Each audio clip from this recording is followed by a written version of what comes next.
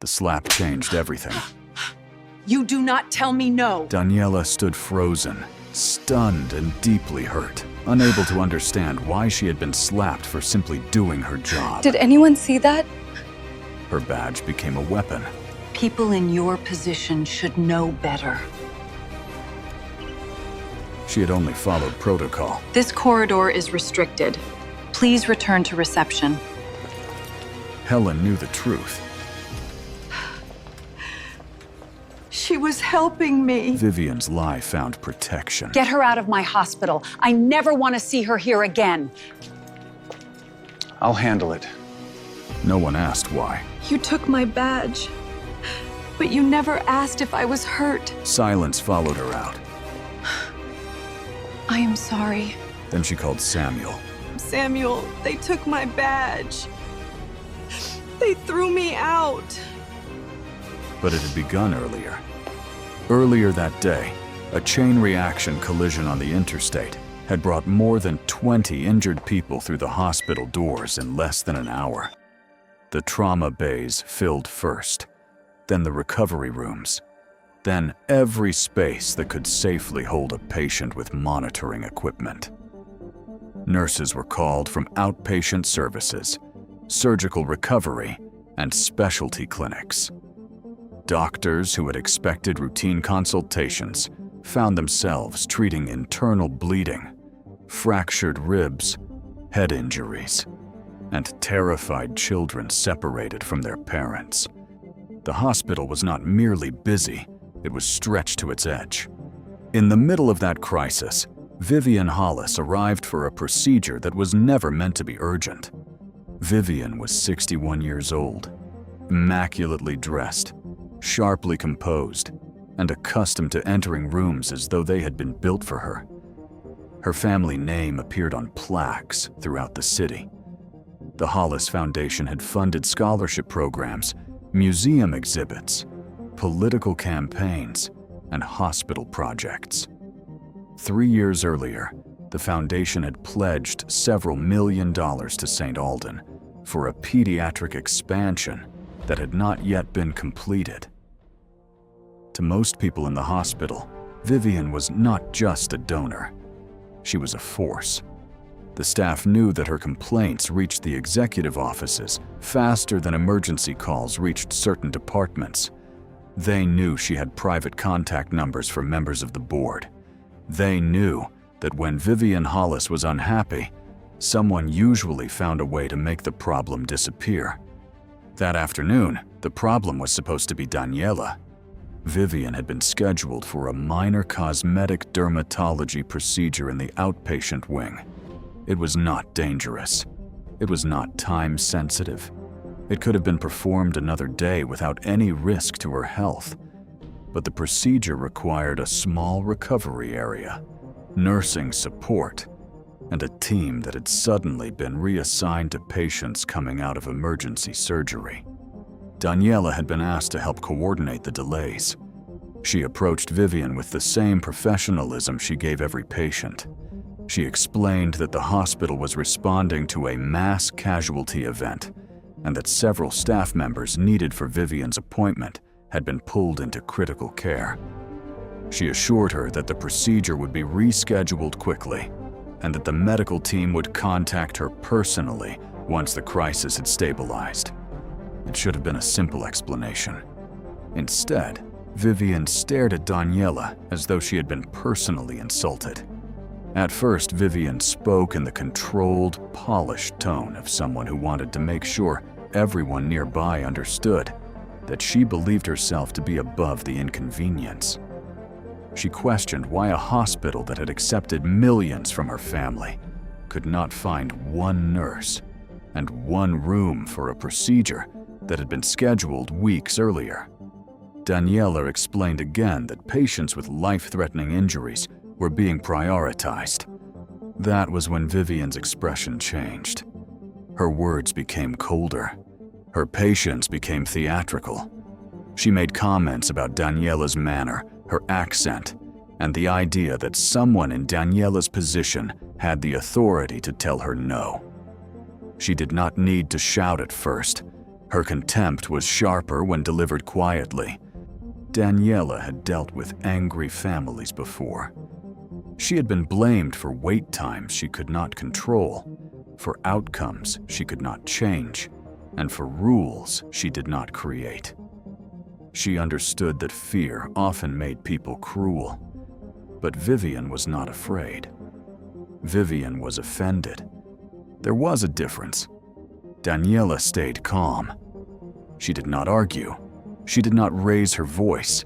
She simply repeated the truth that mattered most.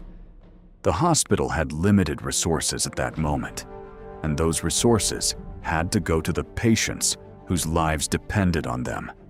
Vivian seemed almost stunned that the answer did not change. To her, money had always changed answers. When she realized Daniela would not bend, Vivian removed her phone from her handbag and called Graham Mercer. Graham was the chief operating officer of St. Alden Regional. He had spent years building a reputation as a polished administrator who could calm donors, impress board members, and make difficult situations look manageable.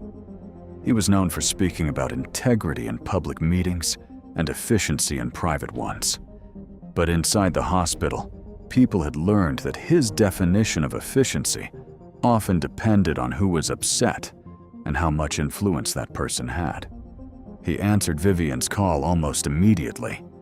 Daniela could hear only fragments of the conversation from where she stood, but she did not need to hear every word to understand what was happening. Vivian's tone was carefully wounded.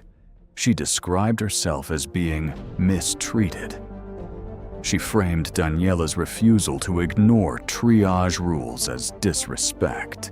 She suggested that the hospital had forgotten who helped keep its doors open. Within minutes, Graham arrived in person. He did not ask what had happened in the emergency department. He did not ask how many trauma patients had arrived.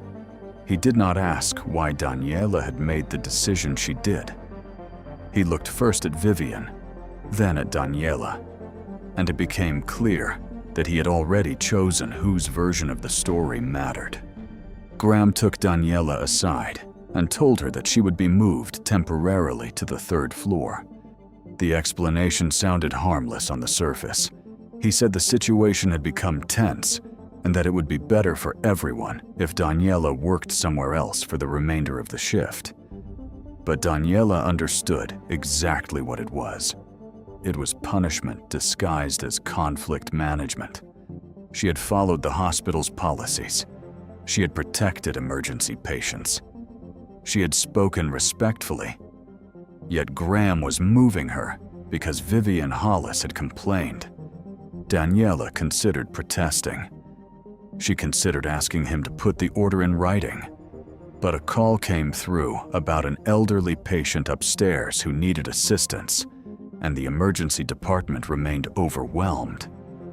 In that moment, she made the choice she always made when things were difficult. She put the patients first. She accepted the transfer and went upstairs. For the next 40 minutes, Daniela worked in the third-floor observation unit, helping nurses manage overflow from the emergency department. The patients there were not all critically injured, but many needed monitoring after surgery, after falls, or after sudden medical episodes that could become serious without warning. One of them was Helen Ward. Mrs. Ward was 78 years old and had come to St. Alden after becoming dizzy at home. Her daughter was stuck in traffic after the interstate accident, and Helen had been alone for most of the afternoon. She was frightened, but trying not to show it. Daniela noticed the way the woman kept watching the hallway each time footsteps passed, hoping someone familiar would appear. Daniela took a few extra minutes to explain what the doctors were monitoring. She adjusted the blanket around Helen's shoulders, made sure her call button was within reach, and promised that someone would keep her informed. To Daniela, it was a small act of care. To Helen, was the only moment that day when she felt like more than a chart number. That kindness would matter later. At the time, Daniela had no way of knowing that Vivian Hollis was moving through the same floor, angry that she had not been given the private route and private attention she believed she deserved. Vivian had been offered a quiet waiting area near the outpatient department while her procedure was formally postponed. But waiting was not something she accepted easily. She had left that area on her own, determined to find someone who would make the hospital's inconvenience disappear. A volunteer had told her that a private exit on the 3rd floor could lead more directly to the parking structure. The volunteer did not know that the route required going through a staff-only corridor. Vivian either did not hear the warning or did not care. When she stepped into the restricted hallway, she saw Daniela near Helen Ward's room. To a reasonable person, it would have looked like coincidence. To Vivian, it became proof of a story she had already invented. She saw the nurse who had refused her. She saw the same steady expression that had made her feel powerless downstairs. And in that moment, Vivian decided that Daniela's presence could not possibly be part of her work. It had to be defiance. Daniela noticed Vivian before Vivian spoke. She recognized the sound of expensive heels against the polished hospital floor. She turned and saw the woman standing near the restricted access sign, her face tense with anger. Daniela did not accuse her. She did not make a scene. She simply reminded Vivian that she was in a staff-only area and offered to help her return to the public corridor. That should have ended it. But Vivian had already crossed the line where reason mattered. She began raising her voice. She accused Daniela of following her. She suggested that Daniela had been waiting for a chance to embarrass her again. Her words were loud enough to draw attention from nearby rooms and the nurses' station. Daniela tried to keep the situation contained. She told Vivian that she was assigned to the 3rd floor and had been there since being moved by administration. She said that the hallway was restricted for patient safety and that Vivian needed to leave the area. Vivian did not want an explanation. She wanted a target. She stepped closer. The air in the corridor seemed to change. People began to watch, but no one stepped forward. The orderly with the linens stopped near the wall. A respiratory therapist paused outside a room. Dr. Megan Blake emerged from the charting station with a look of concern, then hesitation. Vivian reached for Daniela's hospital badge. The motion was so sudden that Daniela barely had time to react.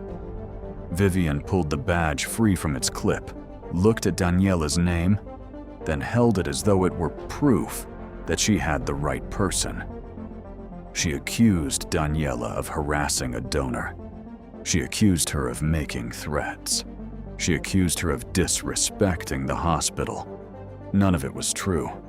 Daniela did not shout back. She did not try to grab the badge. She did not even defend herself in the way Vivian seemed to expect. The restraint on Daniela's face only seemed to make Vivian angrier, because there was nothing she could use as evidence of aggression. So she created it.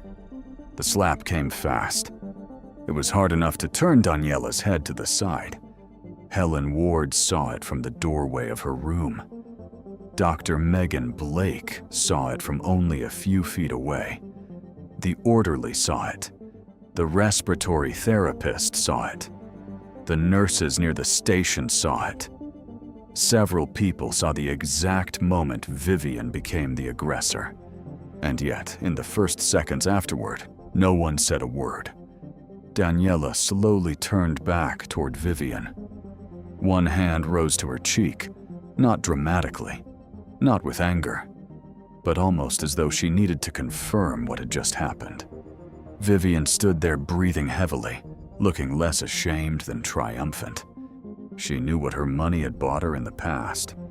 She knew that people often chose safety over truth. Then Graham Mercer arrived. No one knew who had called him. Perhaps Vivian had done it herself. Perhaps someone at the front desk had already alerted his office. Either way, he appeared with the speed of a man who understood that a powerful donor in distress could become a public relations disaster. He walked into the corridor, took one look at Vivian, and went directly to her. He asked if she was all right. He asked if she needed medical attention. He asked if anyone had made her feel unsafe. He did not ask Daniela why her cheek was red. He did not ask why Vivian was standing in a restricted hallway. He did not ask the people who had witnessed the incident what they had seen. Vivian told Graham that Daniela had confronted her again. She claimed that the nurse had followed her upstairs and behaved aggressively. She implied that she had only reacted because she felt threatened. Graham listened as though every word were already proven. Then he turned to Daniela. His expression was not angry. That would have been easier to understand. It was colder than anger. It was the expression of someone who had decided that one employee's dignity was an acceptable price for protecting a donor relationship. He asked Daniela to hand over her badge. For the first time that day, something inside her seemed to shift. Not because she was guilty, not because she believed anyone had the right to treat her this way, but because she realized the hospital was not even pretending to care about the truth. She handed him the badge. Graham informed her that she was being placed on administrative leave pending review. He did not say that Vivian had struck her. He did not mention witnesses. He did not say an investigation would begin immediately. He used careful language about avoiding further disruption and preserving the hospital's reputation. Reputation. That was what mattered. Not the nurse who had been assaulted. Not the patients who had watched adults fail them. Not the message sent to every staff member in the hallway who now understood that doing the right thing could cost them their job if the wrong person became offended. Graham instructed Daniela to leave through the employee exit near the parking garage. He said it would be better than walking through the main lobby while the situation was still sensitive. Daniela understood the real reason. He wanted her gone quietly. He wanted Vivian protected from questions. And he wanted the hospital to appear calm, even if calm had to be built on a lie. As Daniela walked toward the back exit, she passed the same people who had watched Vivian strike her. Some looked ashamed. Some looked frightened. Some could not meet her eyes at all. Dr. Megan Blake stood near the nurse's station, holding the patient file so tightly that the edges bent beneath her fingers. She looked like she wanted to say something. Daniela could see it in her face, but Megan remained silent. Lillian Park, the charge nurse on duty, was not in the hallway when the slap happened. She arrived minutes later and saw only the aftermath. Daniela without her badge, Vivian surrounded by administrators, and Graham speaking in the low, controlled tone he used when he wanted people to stop asking questions. Lillian had worked at St. Alden for more than 20 years. She had watched Graham reward obedience and punish resistance. She had seen nurses move to undesirable shifts after speaking too openly in meetings. She had seen staff members blamed for problems created by budget cuts. She had learned to protect herself by staying careful. But when she saw Daniela walking toward the employee exit with one hand pressed lightly against her cheek, something in Lillian's carefully built silence began to crack. Daniela did not cry in the hallway. She waited until she reached the parking garage. Outside, the late afternoon sun had started to fade behind the city buildings. Ambulances still arrived at the emergency entrance on the other side of the hospital. From where Daniela stood, she could hear distant sirens and the faint hum of traffic. Life was continuing as though nothing had happened. Her phone felt heavy in her hand. For several minutes, she did not call anyone. She sat in her car without starting it, staring at the badge clip still attached to her uniform even though the badge itself had been taken away. That small, empty piece of plastic seemed to say everything. 8 years of loyalty reduced to an absence. Eventually, she called Samuel Reed. Samuel was not a politician. He was not a lawyer. He was not someone who enjoyed using his title to intimidate people. He was a physician, the director of emergency services for Horizon Medical Alliance, one of the largest regional health systems in the state. He had spent most of his career working in emergency medicine, where decisions had to be made quickly, and where the difference between arrogance and competence could mean the difference between life and death. He understood pressure. He understood grief. He understood that hospitals could be flawed places run by people who were too tired, too ambitious, or too afraid. But when Daniela told him what had happened, he did not interrupt her with promises of revenge. He listened. She told him about Vivian's appointment. She told him about the interstate accident. She told him how Graham had moved her because Vivian was angry. She told him about the restricted hallway, the stolen badge, the slap, the silence, and the order to leave through the back. By the time she finished, Samuel was quiet for a long moment. He knew Daniela well enough to understand that she would not exaggerate. She was not someone who turned every insult into a crisis. She had spent years standing up for patients without making herself the center of the story.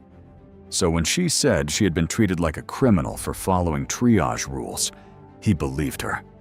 But Samuel also knew something Daniela was too hurt to think about at that moment.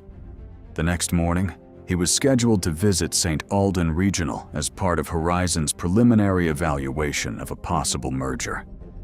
Horizon had been considering whether to bring St. Alden into its network, a move that could mean new equipment, expanded trauma services, financial stability, and access to a larger regional system. St. Alden wanted that merger badly. Graham Mercer wanted it badly too. Samuel did not tell Daniela that he would use the visit to punish anyone. He did not promise that Vivian would regret what she had done. He did not suggest that his title could erase the humiliation Daniela had suffered. Instead, he reminded her of something she had told countless patients and families over the years. When the truth matters, details matter. He encouraged her to write down everything while it was fresh. The timeline, the names of witnesses, the location, the words Graham used, the fact that Vivian had entered a restricted corridor, the fact that Daniela had been transferred to that floor by Graham himself, the fact that no one had asked her for a statement before taking her badge. Daniela spent most of the night doing exactly that. She wrote slowly at first, then more steadily. The more she recorded, the clearer the pattern became. This was not only about one woman losing her temper. It was about a hospital administrator who had chosen a donor over a nurse before the assault had even happened. By midnight, Daniela had completed a formal complaint. She included no dramatic language, no insults, no threats, only facts. The next morning, Graham Mercer arrived at St. Alden, expecting to host an important meeting with Horizon Medical Alliance. He expected polished presentations, financial projections, and conversations about expansion. He expected to emphasize the hospital's strong community reputation and the promise of the pediatric wing the Hollis Foundation might help complete. Instead, he found Samuel Reed standing in the executive conference room. For a brief moment, Graham did not recognize him. Then he saw the name card on the table, and his face changed. Samuel was not there as Daniela's fiancé, at least not officially. He was there as Horizon's Director of Emergency Services and a senior member of the clinical evaluation team. Graham greeted him with the smooth confidence of an administrator who believed he still controlled the room. But Samuel's manner was different from what Graham expected. He was polite, professional, and calm. He asked about trauma capacity, staffing ratios, patient safety reporting, and the hospital's policies for protecting employees from workplace violence. At first, Graham answered as though the questions were routine.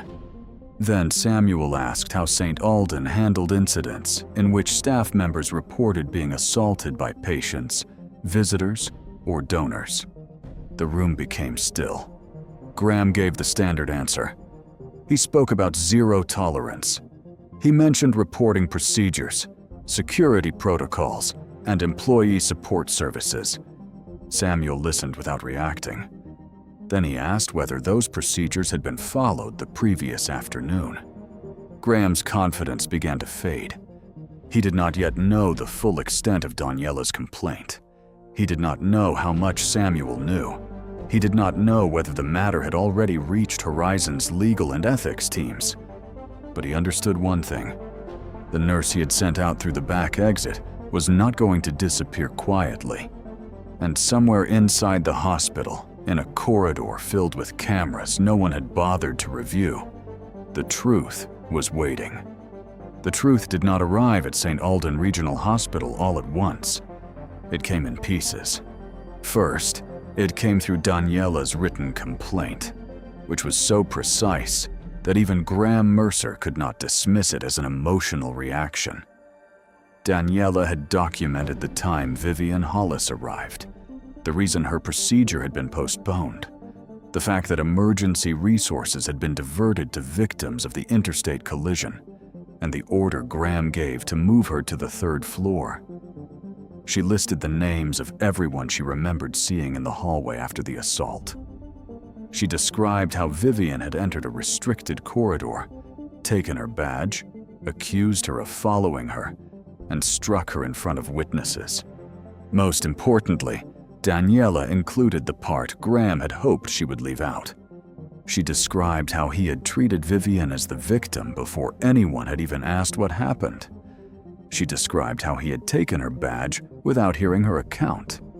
She described how he had told her to leave through the employee exit, not because there was a safety concern, but because he wanted the incident to disappear before anyone in the main lobby had a chance to notice. Daniela did not use dramatic words. She did not call Graham corrupt. She did not call Vivian dangerous. She did not try to make herself sound heroic. She simply told the truth in the clearest way she knew how. And that was exactly what made the complaint difficult to bury.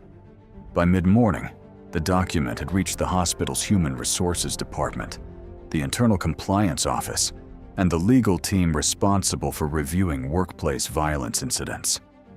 Normally, Graham would have found a way to slow the process down. He knew how institutions worked. He knew that paperwork could vanish into review cycles, that meetings could be postponed, and that people often became tired before the truth became inconvenient for the right people.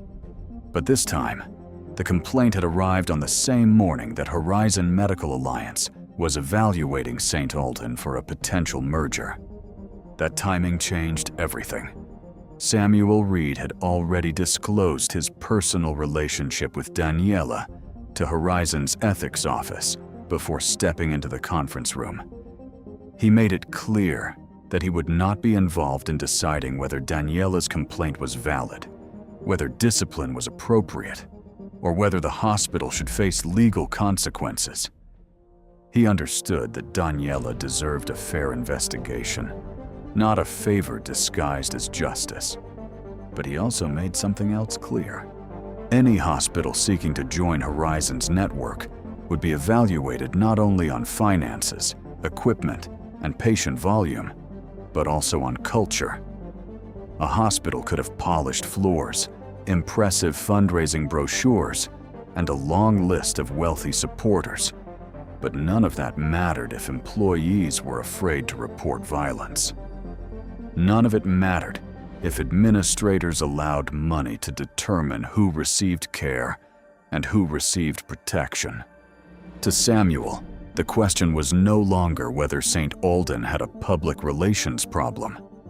The question was whether St. Alden had a moral problem. Graham tried to answer with the language he knew best. He spoke about confusion. He mentioned that Vivian Hollis had felt threatened. He suggested that the situation had unfolded quickly and that everyone was still gathering facts. But the more carefully he spoke, the more obvious it became that he had never intended to gather facts at all. He had gathered influence. He had gathered fear.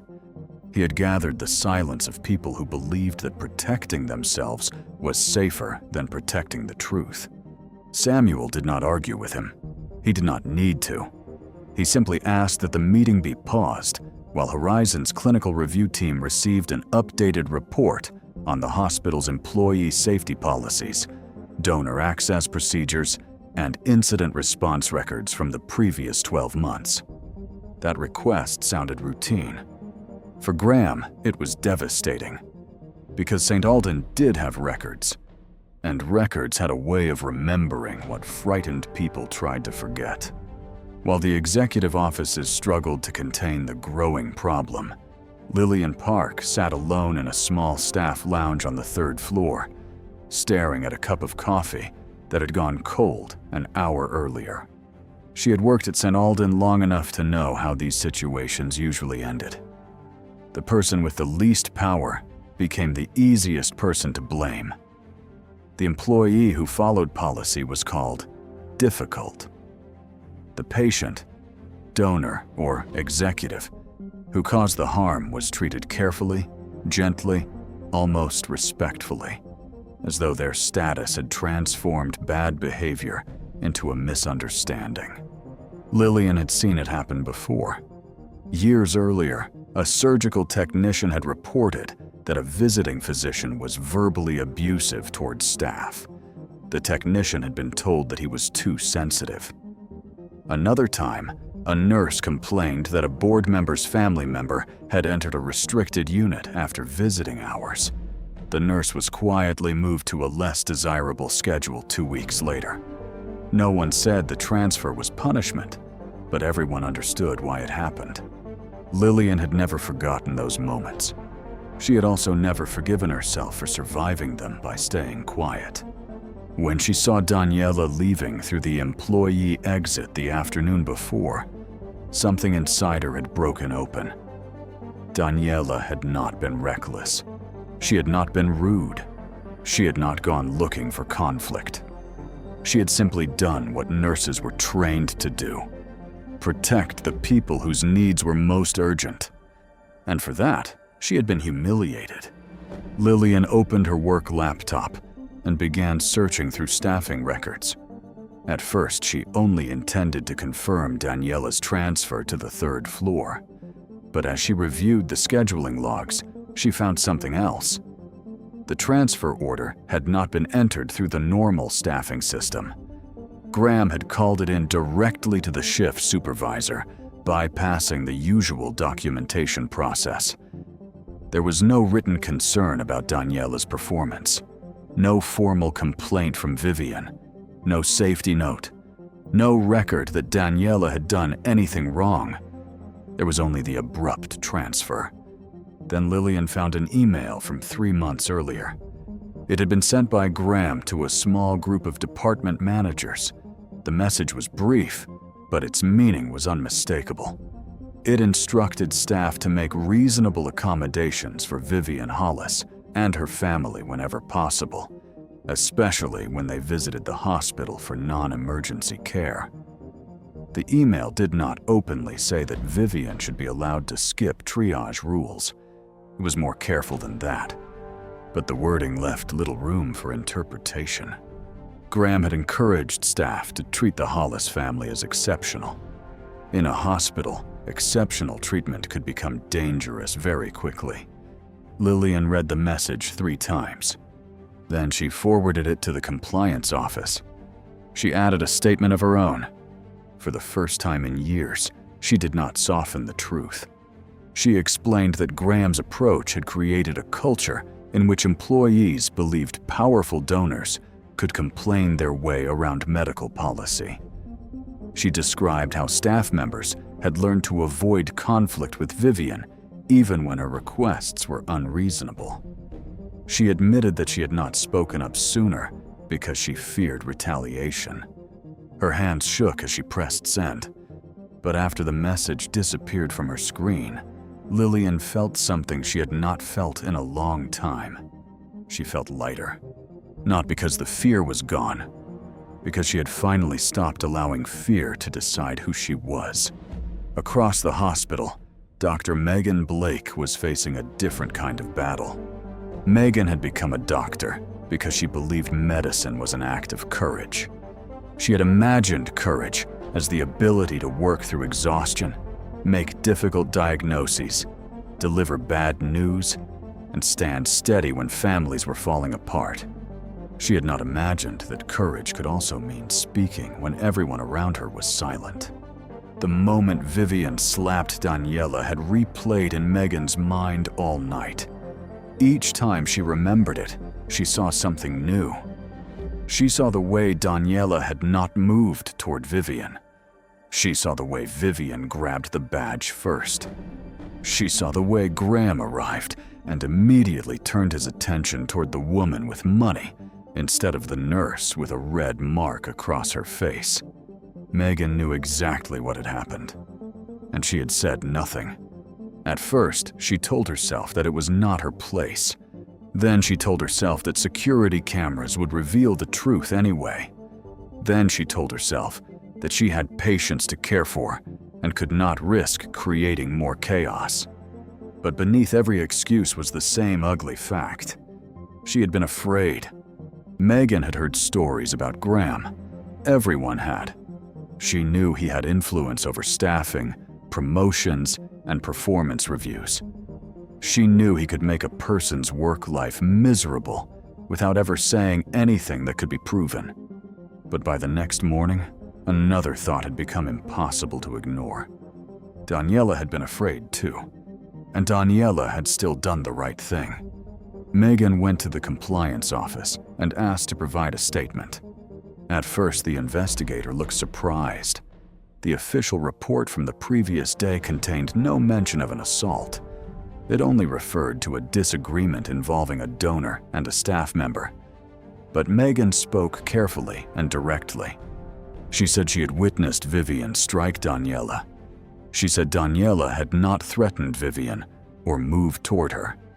She said she saw Vivian pull Daniela's badge before the slap. Then Megan said the words that mattered most. She said that Graham had never asked her what she saw. The investigator wrote everything down. By early afternoon, the hallway that had been silent the day before was beginning to speak. Not loudly, not perfectly, but enough. The next witness came from a place no one expected. Mrs. Helen Ward had spent most of the day waiting for her daughter, who finally arrived after traffic from the interstate accident had eased. Helen had been tired, frightened, and overwhelmed by the hospital environment.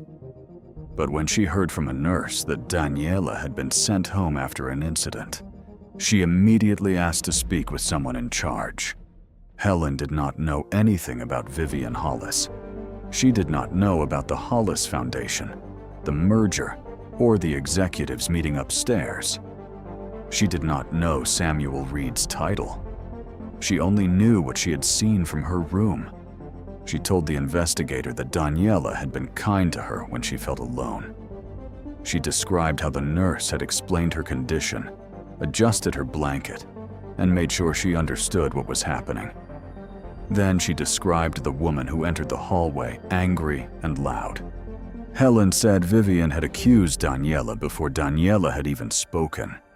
She said she remembered hearing Vivian claim that Daniela had followed her, but Helen knew that was impossible because Daniela had been on the floor long before Vivian arrived. She had seen Daniela checking on patients, speaking with nurses, and helping near the observation rooms. Helen's statement did more than confirm the assault. It destroyed the story Vivian had tried to create, because it established that Daniela had not been following anyone. She had been working. Meanwhile, the security department was reviewing the cameras. Graham had assumed the hallway footage would be unclear. He remembered that the third-floor corridor had been under renovation months earlier, and he believed the camera near the restricted access sign had been removed or turned at an angle that would not capture the confrontation. What he did not know was that the hospital had upgraded several cameras after a previous incident involving an unauthorized visitor. The system had been designed to store footage automatically on an external server, not on equipment controlled by the local administration. That meant no one inside St. Alden could quietly erase it. The security supervisor, a man named Robert Kell, had worked at the hospital for 14 years. He was not easily impressed by wealthy visitors or executive pressure. His job had taught him that truth often looked different from the first story people told. When he reviewed the footage, he found exactly what everyone feared and hoped to see. Vivian entered the restricted corridor alone. Daniela was already there, assisting with patient care. Vivian approached Daniela first. Daniela did not chase her, threaten her, or block her way. She simply spoke to her from a respectful distance and gestured toward the public hallway. Then Vivian took Daniela's badge. Then Vivian slapped her. The camera did not capture every word clearly, but it captured enough. It captured the truth. Robert also pulled the access control logs. Vivian had not been authorized to enter the third-floor staff corridor. Daniela's badge had been scanned on that floor because Graham had ordered her transfer there. The timeline matched Daniela's complaint perfectly. The evidence was not emotional. It was not opinion. It was not influenced by money, fear, or reputation. It was time-stamped. And because it was time-stamped, it was almost impossible to deny. When the footage reached the compliance office, the tone of the investigation changed immediately. What had begun as a workplace complaint became a formal review of assault, retaliation, donor influence, and administrative misconduct. Vivian Hollis was contacted by the hospital's legal department and informed that the incident was under active investigation. At first, she reacted with disbelief. She insisted that Daniela had provoked her. She said she had felt threatened. She implied that the hospital was turning against her because a powerful outsider had become involved. But then she learned about the camera footage. For the first time, Vivian's certainty wavered. She had spent years believing that money protected her from consequences, not because she thought of herself as a villain, but because she had grown used to a world that rearranged itself around her. Restaurants found tables, offices returned calls. People apologized, even when she was the one who had behaved badly. She had mistaken accommodation for respect. She had mistaken fear for loyalty. And now, for the first time in a very long time, she was discovering that neither could change a recording. Graham Mercer reacted differently. Vivian was angry. Graham was terrified. He knew the video alone could end his career. But the deeper investigation threatened to expose more than one bad decision. As compliance officers reviewed emails, staffing records, donor access notes, and executive communications, they began to see a pattern. Graham had not merely tried to protect Vivian after the assault. He had been protecting her for years. The record showed that Vivian and her family had received access to appointment slots outside normal scheduling procedures. On several occasions, staff had been pressured to move other patients, sometimes without clear medical reasons. There were emails where Graham described the Hollis family as essential to the hospital's future and encouraged managers to avoid upsetting them under any circumstances. He had never written the words that made the arrangement illegal. He was too careful for that. But the intent was everywhere, in the unusually fast responses to Vivian's complaints, in the special treatment notes hidden inside administrative emails, in the way staff members were warned to be flexible whenever the Hollis name appeared, in the way Daniela had been moved without documentation, and in the way Graham had tried to send her out through the back door before anyone could ask questions. The investigation revealed something else that made the board even more alarmed. The Hollis Foundation had not actually completed the donation it had promised for the pediatric expansion. The public announcement had created the impression that the money was secure, but much of the pledge was still tied to conditions, deadlines, and naming rights negotiations. Graham had been behaving as though St. Alden already owed Vivian everything. In reality, the hospital had been bending itself around money it had not even received. That fact changed the atmosphere inside the boardroom. For months, the trustees had feared that challenging Vivian would jeopardize the hospital's future. But now they had to consider a harder question. What kind of future did they have if they allowed people with money to control medical decisions? By the end of the second day, the board called an emergency meeting. It was not public, not at first. The hospital's lawyers advised caution. There were employment laws, privacy concerns, possible criminal charges, and contractual obligations to review. But everyone in the room understood that the situation had moved beyond internal discipline. Daniela was invited to attend with a representative from the Nursing Association. She did not want Samuel beside her at the table, not because she did not appreciate him, but because she wanted the board to see her clearly, not as someone's fiancé, not as the person connected to Horizon Medical Alliance, not as a symbol of embarrassment for the hospital. She wanted them to see her as what she had always been, a nurse who had done her job. The meeting took place in a conference room on the top floor, a space with glass walls overlooking the city.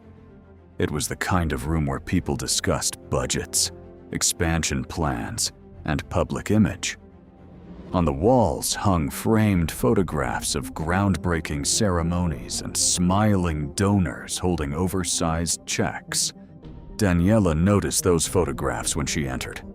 For a moment, she wondered how many people in those pictures had ever considered what happened to the staff members who made their institutions function every day. The nurses who stayed late, the technicians who kept equipment running, the housekeeping staff who cleaned rooms after tragedy, the receptionists who absorbed anger from frightened families, the people whose names never appeared on plaques. Vivian sat near the opposite end of the table with her attorney. She looked composed, but her confidence was different now. The sharp certainty from the hallway was gone. She had read the investigation summary. She knew the footage existed. She knew the witnesses had spoken. She knew that the hospital no longer needed to choose between protecting its employees and protecting a donor, because the donor had become the very thing the hospital needed protection from. Graham sat several seats away. He looked smaller than Daniela remembered. Not physically, but in presence.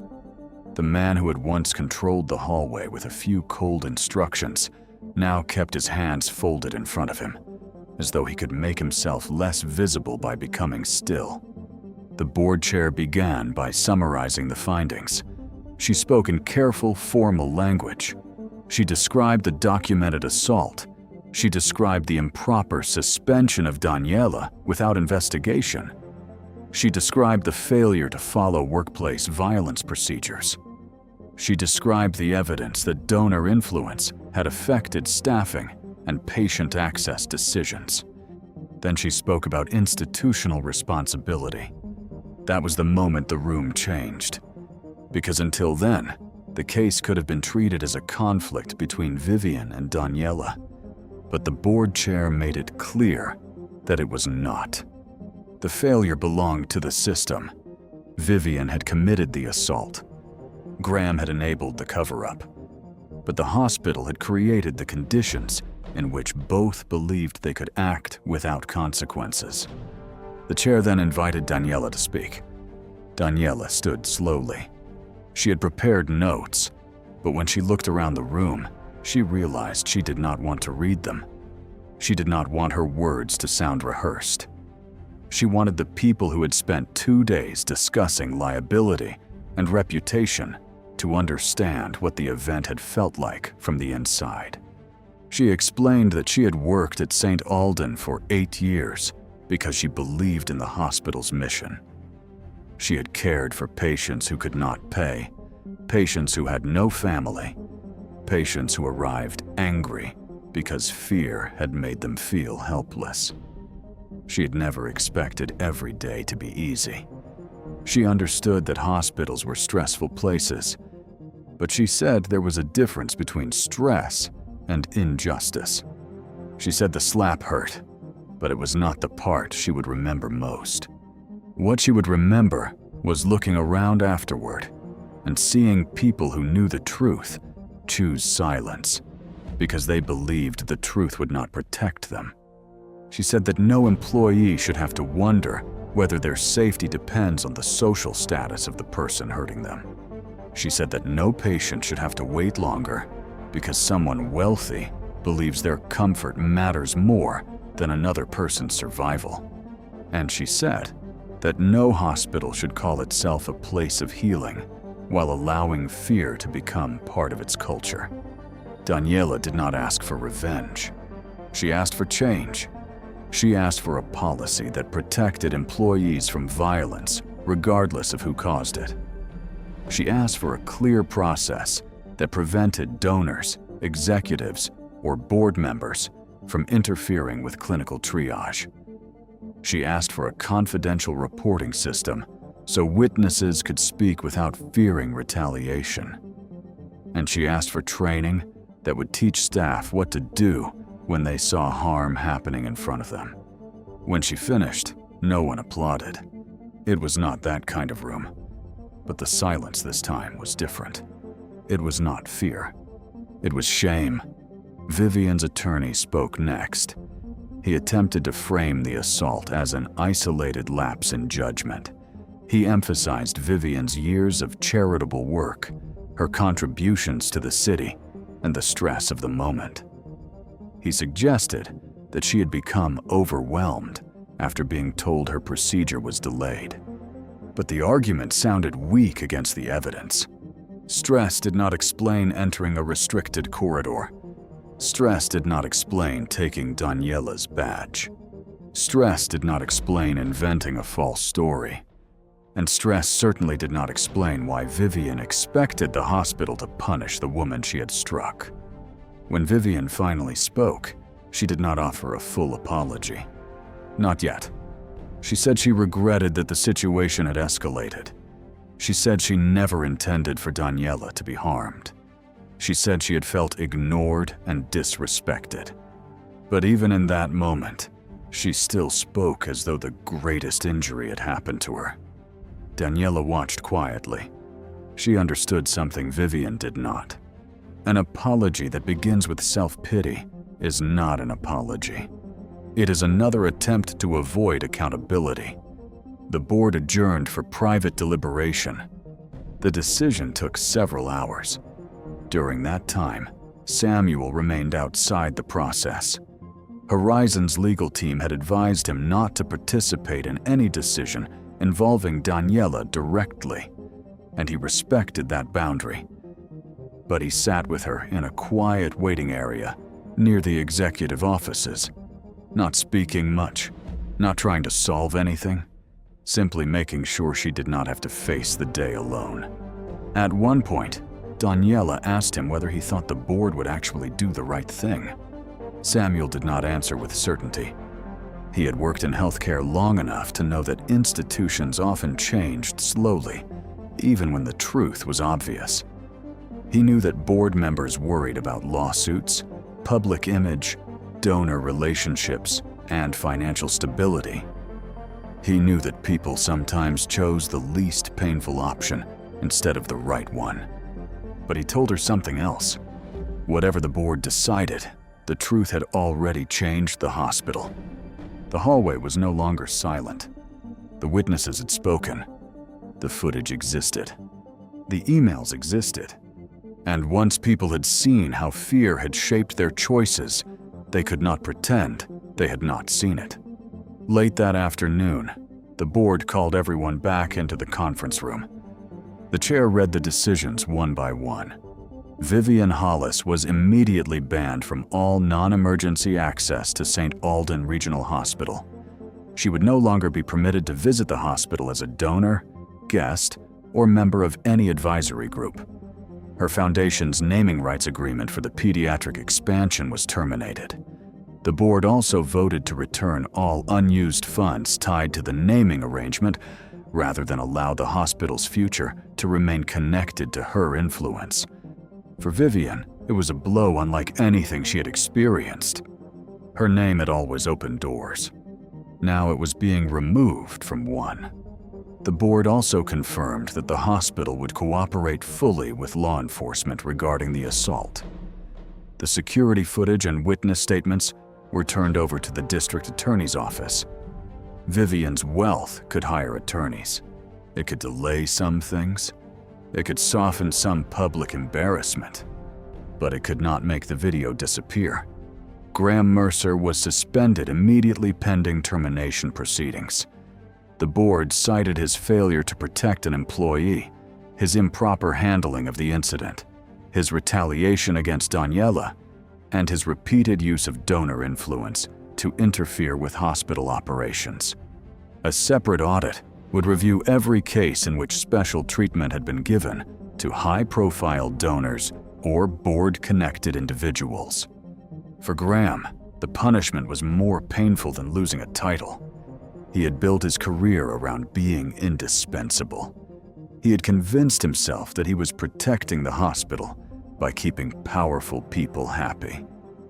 He had told himself that compromises were necessary, that everyone benefited from the money, that someone had to manage difficult personalities. But now the truth was impossible to avoid. He had not protected the hospital. He had weakened it. He had taught staff that policy could be bought. He had taught donors that influence came before ethics. And he had helped create the exact environment that allowed Vivian Hollis to believe she could strike a nurse and walk away untouched. Daniela was formally reinstated with full back pay for the time she had been placed on leave. The board issued a written apology, acknowledging that the hospital had failed to protect her.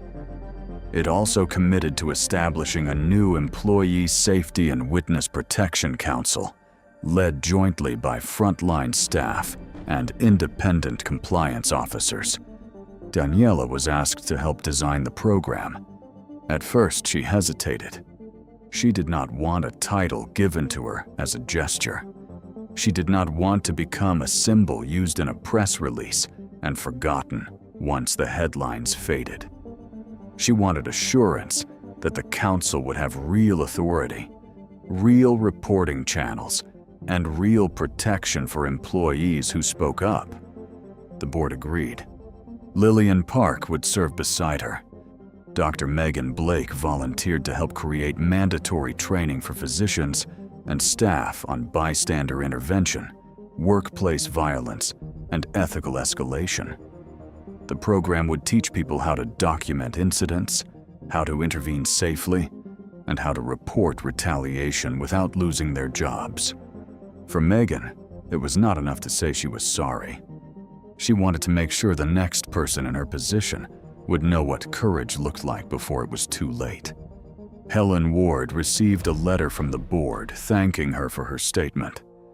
She laughed when her daughter read it aloud, saying that she had only said what anyone should say when they see someone being treated badly. But that was exactly why her statement mattered. Helen had no title, no influence, no professional obligation. She had simply chosen not to look away. The criminal case against Vivian moved more slowly than the hospital investigation. Legal processes often did. Months passed. News outlets reported on the suspension of Graham Mercer and the termination of the Hollis naming agreement. Public reaction was divided at first. Some people praised the hospital for acting. Others argued that Vivian's years of charity should not be erased by one terrible moment. But the security footage changed the conversation. Once people saw what had happened, it became difficult to describe it as a misunderstanding. Vivian eventually accepted a plea agreement on a misdemeanor assault charge. She was ordered to complete community service at a non-profit medical clinic, attend a behavioral accountability program, and remain away from Daniela.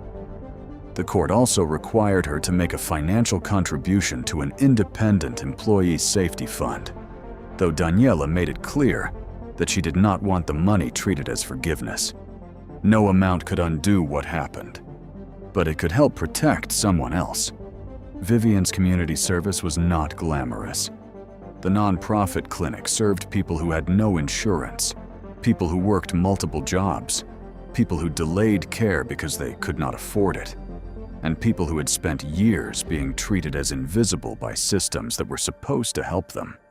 For the first time in her life, Vivian had to stand in a place where no one cared about her family name. She was not introduced as a donor. She was not given special access.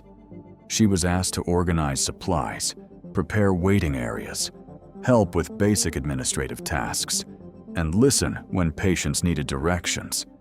At first, she resented it. She moved through the clinic with the stiff posture of someone who believed she had been unfairly reduced. But week after week, she saw people waiting patiently for care they could not afford. She saw exhausted mothers trying to keep children calm. She saw elderly patients apologizing for asking too many questions. She saw nurses working through lunch because there were too many people to help. And slowly, painfully, she began to understand something she had never understood before. Being treated with dignity was not a privilege. It was the minimum every person deserved. Whether Vivian truly changed was something no one could know immediately. Real change was not proven by one apology, one court order, or one act of public humility. It was proven over time, through choices made when no cameras were watching and no consequences were guaranteed. But one thing was certain: she would never again walk into St. Aldan Regional believing the building belonged to her. As for Graham Mercer, the investigation continued long after he left the hospital. The audit uncovered several other cases in which employees had been pressured to accommodate donors in ways that compromised policy. Some incidents were small, others were more serious. In every case, the pattern was the same. Graham had treated the hospital's ethical boundaries as flexible whenever money was involved. He lost his position, his influence, and the trust he had spent years pretending to earn. No one sent him out through a back exit. No one needed to. His choices had already made every door close. Months later, St. Aldan Regional Hospital began to change in visible ways. New signs appeared near staff entrances and waiting areas, clearly stating that violence against healthcare workers would not be tolerated, regardless of a visitor's status, connections, or financial contributions. A confidential reporting line was created. Security procedures were strengthened. Donor relations were separated from clinical decision-making. No executive could move a staff member or interfere with triage without written documentation and independent review. The changes did not erase the past, but they made it harder for the past to repeat itself. Daniela returned to work gradually. Her first day back on the 3rd floor was harder than she expected. She had told herself that she was ready, but when she stepped into the same corridor where Vivian had slapped her, her body remembered before her mind did. The polished floor, the restricted access sign, the sound of carts rolling in the distance, everything brought the moment back. For a few seconds, she stood still. Then Lillian appeared beside her. She did not say anything dramatic. She simply stood there, close enough to remind Daniela that she was no longer alone. Soon after, Megan joined them. She looked nervous but determined. She had spent the past few weeks helping develop the first staff workshop on intervention and reporting. She told Daniela that the session had filled faster than expected. Nurses, doctors, technicians, and support staff had all signed up. People wanted to learn. People wanted to do better. Daniela looked down the hallway. The same place that had once witnessed silence was now becoming part of a different story. Not a perfect story. Not one where everyone suddenly became brave, but one where fear was no longer allowed to be the final answer. Over time, Daniela became known for more than what had happened to her. She became one of the strongest voices in the new Employee Safety Council. She listened to staff members who had been afraid to report harassment. She helped younger nurses understand that professionalism did not mean accepting abuse. She worked with administrators to make sure policies were not just words on paper. And every time someone told her they were afraid to speak up, she remembered the hallway. She remembered the badge being pulled from her uniform. She remembered the sting of Vivian's hand. But more than anything, she remembered the silence. Because silence had been the true enemy. Not only Vivian's arrogance, not only Graham's corruption, not even the hospital's fear of losing money. The real danger had been the moment when decent people saw wrong happening and convinced themselves that it was safer not to get involved. Daniela understood that courage did not always look dramatic. It did not always arrive with power, influence, or a perfect speech. Sometimes it looked like an older patient giving an honest statement. Sometimes it looked like a doctor admitting that she had been afraid. Sometimes it looked like a nurse forwarding an email she had kept hidden for months. And sometimes it looked like a person refusing to let humiliation turn them into silence. One afternoon, nearly a year after the incident, Daniela stood near the emergency department entrance as another busy shift began. The hospital was crowded again. Ambulances arrived. Families waited. Nurses moved quickly between rooms. The work had not become easier. Hospitals were still complicated places. People were still tired. Mistakes still happened. But something fundamental had changed. A young nurse approached Daniela after dealing with an angry visitor who had shouted at her near the waiting room. The nurse looked shaken. In the past, she might have apologized for causing trouble.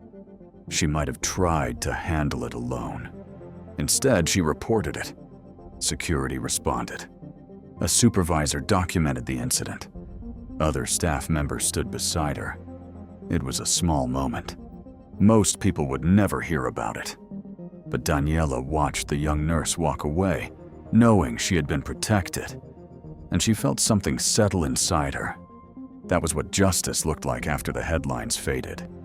Not only punishment, not only public shame, but a world made safer because someone refused to accept what used to be normal. The day Vivian Hollis slapped Daniela Cruz, she believed she was punishing a nurse for forgetting her place. What she did not understand was that Daniela had never forgotten her place. Daniela's place was beside patients who needed care, beside co-workers who needed protection, beside the truth, even when the truth was inconvenient. And in the end, the woman who thought the hospital belonged to her learned the lesson she had spent a lifetime avoiding. Money can buy attention. It can buy access. It can even buy silence for a while. But it cannot buy the right to take another person's dignity. And when enough people finally choose to speak, even the most powerful lie begins to fall apart. If you believe no one should have to stand alone against injustice, share your thoughts in the comments. And remember this: sometimes the bravest thing a person can do is not look away. Before anyone knew his name, a soaked stranger walked into the restaurant looking like he might not survive another minute. Do not let him near the tables. Then his strength faded in the middle of lunch, and the room treated his need like something shameful to avoid. Only Naomi moved toward him, not because she was fearless, but because everyone else had chosen distance. Somebody call emergency services now. Naomi saw a human being where everyone else saw trouble, dirt, danger, or an interruption to their lunch. Please, I'm sorry. Kendra Blythe did not ask whether the man was breathing. She only saw him as a stain on her restaurant. Stand up before you make this place look filthy. Naomi had almost nothing left, but she spent her last money, so the stranger would not reach the hospital hungry. Compassion is not in your job description. Take off the apron. You are done here. Use the back door. Even let her leave through the front door. She sent Naomi into the rain like shame belonged to her. The customers who had watched Naomi kneel beside a dying man now watched her lose her job for it. Some looked away. Some looked embarrassed. Some looked relieved that the punishment had not landed on them. Only one person tried to follow her. A busboy named Isaiah, barely 19, took 2 steps forward before Kendra's stare pinned him back in place. He had 2 younger sisters and a mother on disability. Fear did what cruelty always depends on it to do. Naomi left with her apron folded in her hands, her final tip still trapped in Kendra's locked drawer, and rain soaking through her shoes by the time she reached the bus stop. That night, she told her Aunt Lottie only part of the truth. Lottie Reed was 68, though illness had aged her unevenly. Some mornings, she remembered entire hymns from childhood and the smell of Naomi's mother's perfume. Other mornings, she forgot the word for window. A stroke 3 years earlier had weakened her left side, and a slow fog had settled over her memory after that, arriving in patches that came and went without warning. Naomi had moved into the little apartment on Anson Street to care for her after Naomi's mother died of heart failure, because there had been no one else willing and no money for proper help. Naomi had once been on a different path. At 18, she had graduated near the top of her class, with a scholarship letter from a nursing program folded in a Bible on her mother's dresser. Teachers had called her steady. Counselors had called her promising. Her mother had called her the one who would break the cycle. But cycles do not break just because a letter says congratulations. Sometimes they tighten. Sometimes a hospital bill arrives. Sometimes a caregiver is needed more urgently than a dreamer. So Naomi traded lecture halls for double shifts, textbooks for order pads, and a future with clean white shoes for work shoes that pinched until her toes went numb. She did not regret caring for Lottie. Love was not the problem. The problem was that love did not pay rent, did not refill prescriptions, did not stop landlords from taping notices to doors. The problem was that people praised sacrifice from a distance, then punished the person making it for being tired. By dawn, after the longest night of her life, Naomi had calculated everything and found no answer. Without the diner, she had no paycheck. Without the paycheck, she had no rent. Without rent, Lottie could lose the only home she recognized. Naomi had prayed, but even prayer felt like it had to squeeze through a ceiling crowded with other desperate voices. Then the envelope came. It did not arrive in the mail. It did not come with a knock. It slid silently under the door just before sunrise, a pale blue rectangle against the scratched wooden floor. Naomi stared at it for several seconds before standing. Her first thought was that it might be another notice from the landlord. Her second was that she no longer had room in her chest for one more bad thing. The envelope had her name written across the front in dark ink, not printed. Written, Naomi Reed. The letters were careful, almost old-fashioned. There was no return address, only a small embossed mark in the corner. a lantern surrounded by 3 waves. Inside was not money. That almost disappointed her before she could stop herself.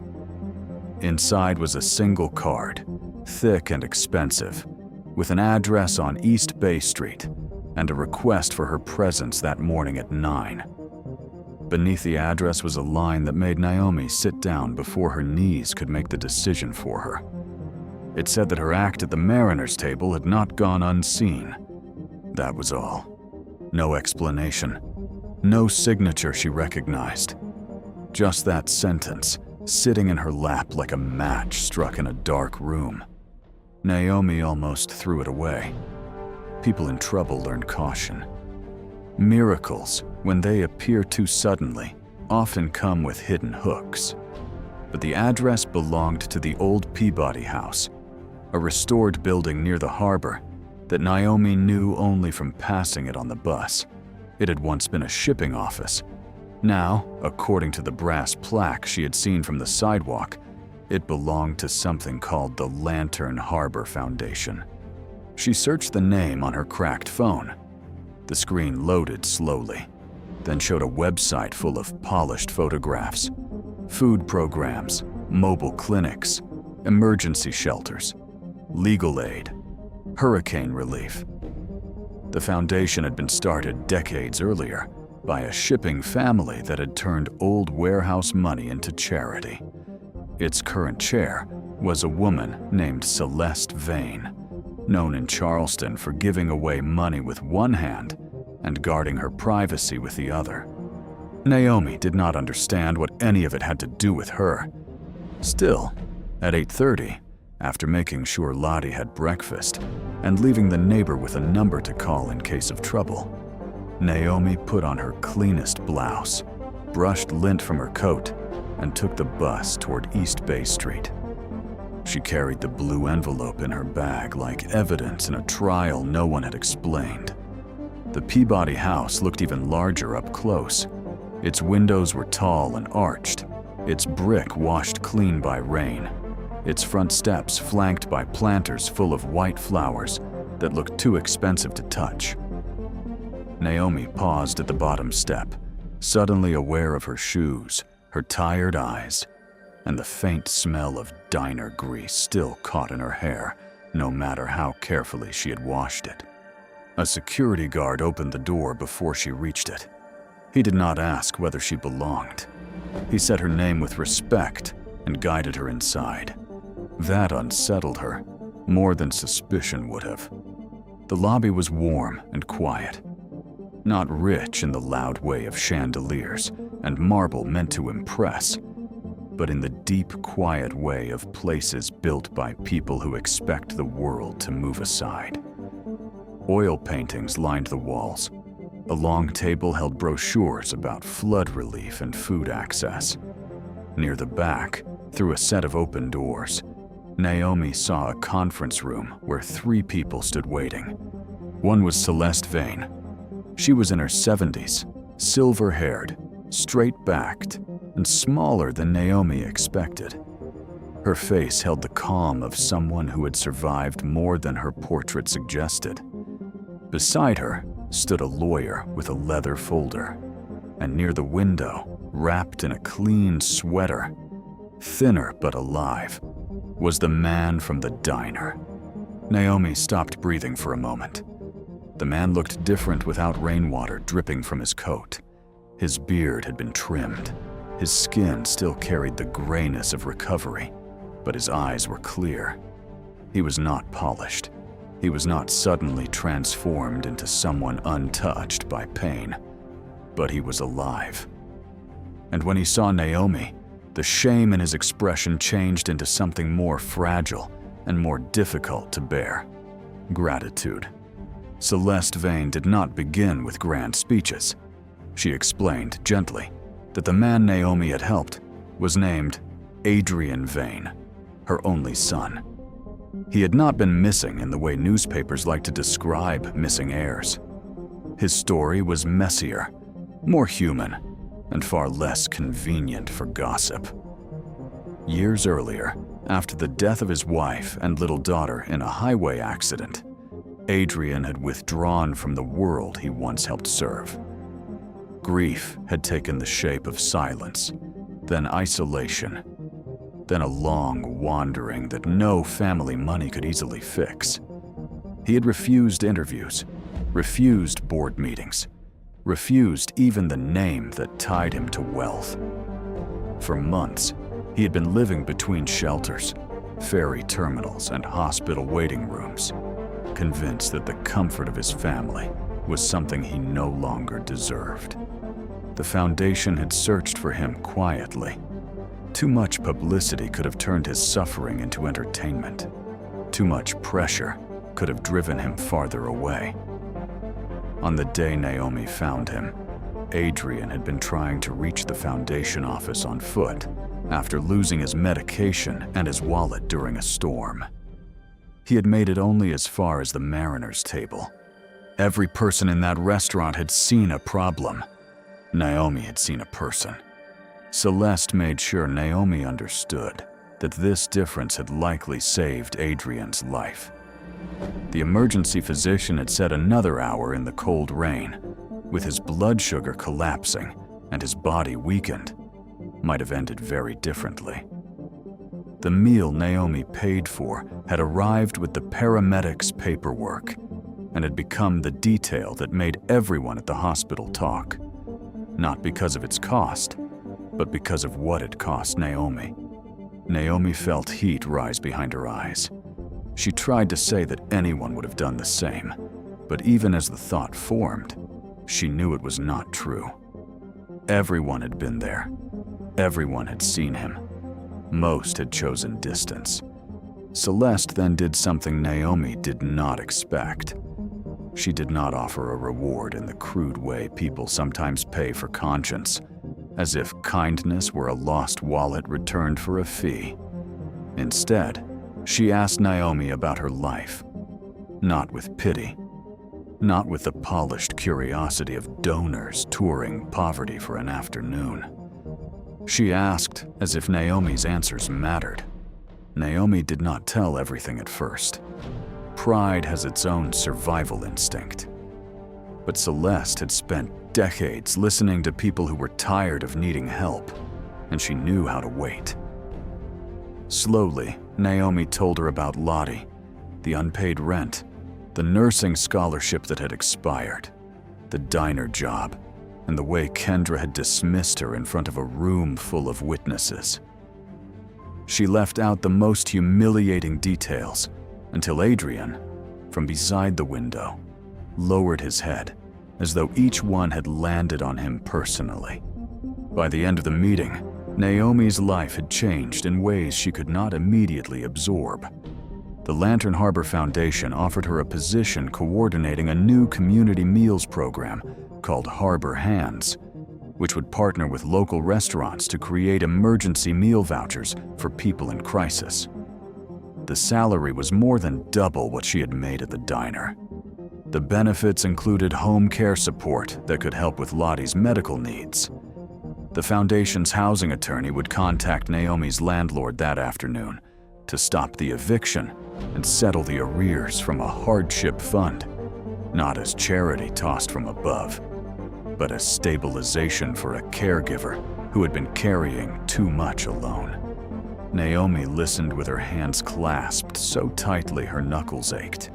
She had expected, at most, a thank you note, perhaps a small check, perhaps nothing she could rely on. She had not expected an opening. She had not expected someone to look at her years of sacrifice and see qualifications instead of weakness. Celeste explained that the Foundation did not need someone who merely understood policy. It needed someone who understood hunger without making hungry people feel small.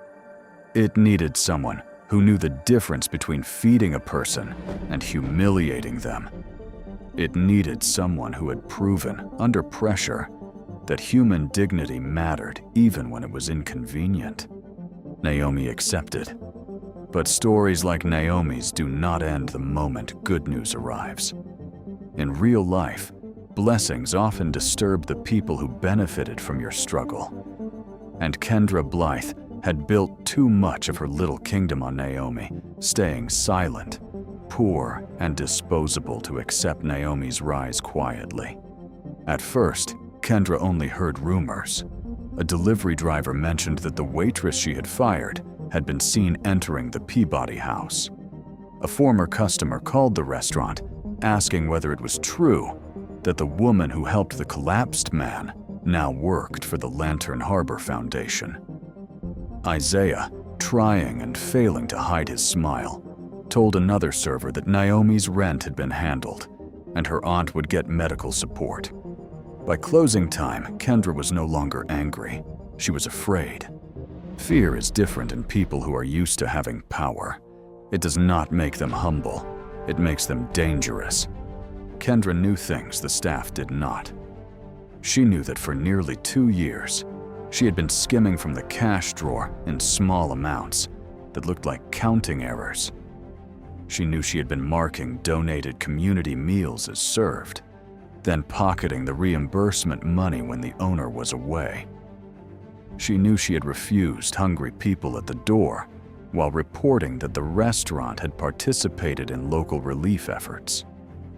She knew the jar labeled Storm Meal Fund had been emptied by her hand more than once.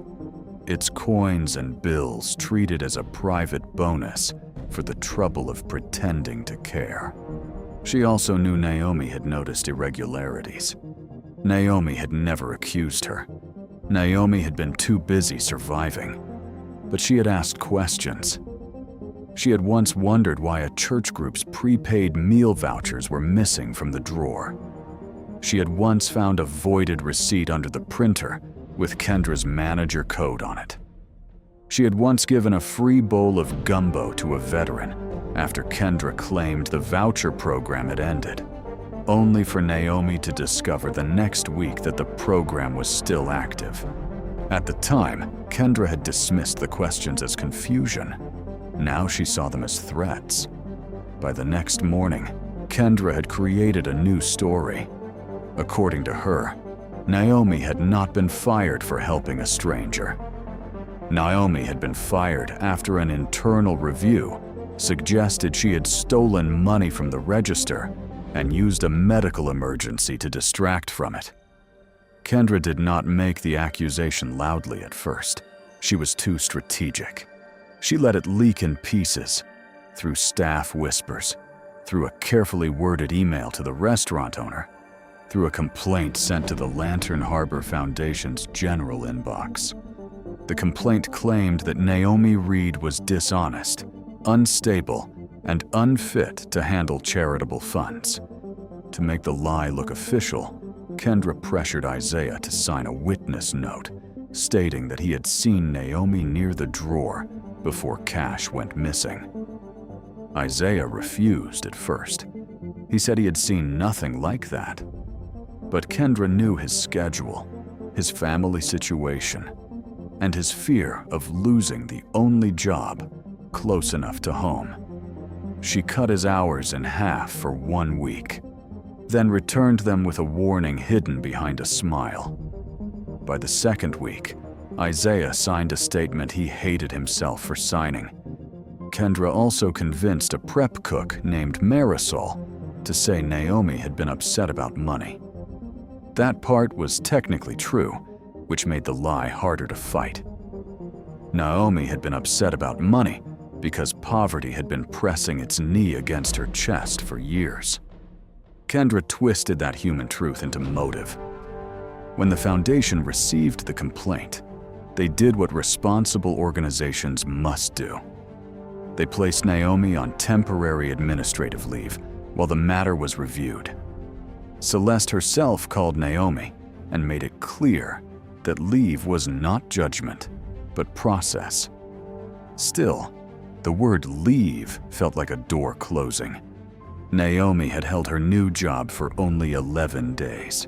The apartment that had begun to feel safe became heavy again. Lottie sensed Naomi's sadness even through the fog of her memory. Some evenings, she reached for Naomi's hand without knowing exactly why. Naomi tried not to cry in front of her. She had cried enough into dishwater, enough into bus windows, enough silently behind the walk-in freezer at the diner. She was tired of tears that changed nothing. What hurt most was not even the risk of losing the job. It was the precision of the lie. Kendra had chosen the accusation that would wound Naomi deepest because Naomi had spent her whole life guarding her integrity. Poor people learned that one mistake can become their whole identity. In the mouths of people looking for reasons to dismiss them, Naomi had always kept receipts, counted change twice, returned overpayments, corrected tips when customers wrote too much by accident. She knew how quickly a black woman in a service uniform could be called dishonest by someone whose own theft wore perfume and a manager badge. For 3 days, Naomi heard nothing. During those 3 days, Kendra enjoyed herself. She moved through the mariner's table with renewed sharpness, telling staff that consequences were finally catching up with people who played saint for attention. She pretended not to care when customers asked about Naomi, then made sure they received a version of events muddy enough to stain her. She even printed a new policy about employee conduct during emergencies, as if compassion had been a workplace hazard. But lies require maintenance. Truth can sit quietly and wait. The first crack came from Isaiah. Guilt can make a room feel too small. Isaiah stopped sleeping. He replayed the moment Naomi knelt beside Adrian, the way she had held his hand without flinching, the way everyone else, including him, had stood back. He replayed the moment Kendra pushed the witness note toward him and reminded him how many people wanted his job. He thought about his sisters, yes, but he also thought about what kind of man he was becoming if fear could make him harm the one person who had always treated him like he mattered. On the 4th morning, Isaiah went to the foundation office before his shift. He arrived shaking harder than Adrian had shaken in the diner, carrying a folded copy of the statement he had signed. He told the foundation's review attorney that it was false. He admitted Kendra had pressured him. He admitted he had never seen Naomi steal anything. He admitted something else, too. For months, he had watched Kendra remove cash from the Storm Meal Fund jar and replace donation vouchers with blank slips. That confession did not clear Naomi immediately, but it shifted the room. The second crack came from Marisol. She had been quiet for years because she needed work, and because Kendra had a way of making every immigrant employee feel one document away from disaster, whether that was true or not. Marisol had signed nothing, but she had allowed Kendra to use her name in the complaint. When she learned Isaiah had gone to the foundation, she did not want him standing alone. She brought what Kendra had forgotten existed: photographs. Months earlier, Marisol had photographed several prep lists and reimbursement sheets because Kendra kept blaming kitchen staff for missing voucher meals. At the time, Marisol had only wanted proof that the kitchen had prepared what it was told to prepare. But the photos showed a pattern. On days when the restaurant claimed to have served 20 donated meals, the kitchen had prepared 6. On days when reimbursement forms showed full distribution, staff meal logs showed no matching plates. Several forms had Kendra's manager code. Some had Naomi's initials forged badly enough that anyone who knew her handwriting could see the insult. The third crack came from Adrian. Recovery had not made him suddenly powerful in the way people imagine wealth fixes everything. He was still grieving. He still moved carefully through rooms. He still carried guilt like a second spine. But he had one thing Kendra had not counted on: memory sharpened by humiliation. Adrian remembered the man in the navy suit recording him when he fell. He remembered the angle of the phone. He remembered the table. He remembered the woman at the register who had complained about the interruption while filming half the room. The Foundation's attorney tracked the video after a younger staff member found a clipped version online, posted without context, under a caption mocking the stranger on the floor. The internet, for all its cruelty, sometimes preserves what liars hope will disappear. The clipped version showed Naomi kneeling. It showed customers backing away. It showed Kendra standing with folded arms. But it did not show the register clearly. The Foundation needed more. The restaurant's internal cameras, according to Kendra, had malfunctioned that day. The owner, Mr. Harlan Cho, was told the system had overwritten the footage. That should have ended the matter. It did not. Mr. Cho had inherited the mariner's table from his father, who had opened it after serving as a Navy cook. Harlan was not a cruel man, but he was an absent one. And absence in leadership often becomes permission for someone worse to take over. He had trusted Kendra because she kept the restaurant profitable and problems quiet. He had ignored small complaints because he was tired, overextended, and grieving his own divorce. When the Lantern Harbor Foundation contacted him directly, he expected a misunderstanding. Instead, he discovered that his security system had not failed. Kendra had disabled the local storage, but she had forgotten about the backup connected to the insurance provider after a break-in the previous year. The footage wasn't on the restaurant computer. It was in a secure archive she did not know how to erase. Harlan watched it alone first. He watched Naomi serving tables during the rush. He watched Adrian enter, soaked and unsteady. He watched the room recoil. He watched Naomi kneel while Kendra stood back. He watched Naomi ask for emergency help. He watched her pay at the register with her own debit card, not remove money from it. He watched Kendra take Naomi's apron and send her out the side door. Then Harlan kept watching. The archive held more than that day. It held weeks. It held Kendra opening the donation jar after closing. It held her removing envelopes from the voucher drawer. It held her entering manager codes during cash outs, voiding meals that had been paid for by community partners, and slipping bills into the side pocket of her blazer. It held her handing Isaiah the witness note in the storage hallway, pointing toward the schedule board, and making the threat clear even without audio.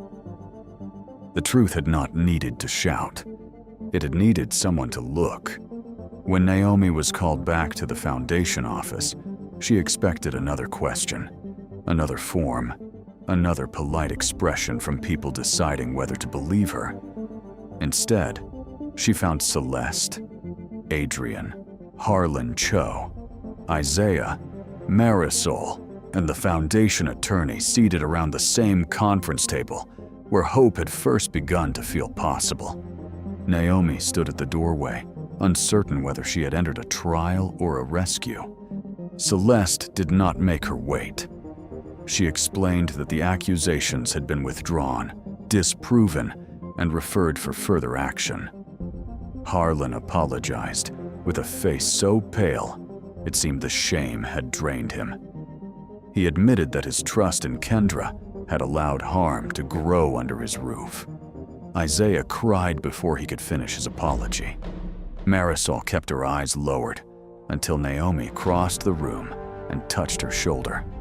Not because Naomi owed anyone comfort, but because she understood what fear could do to good people trapped under bad authority.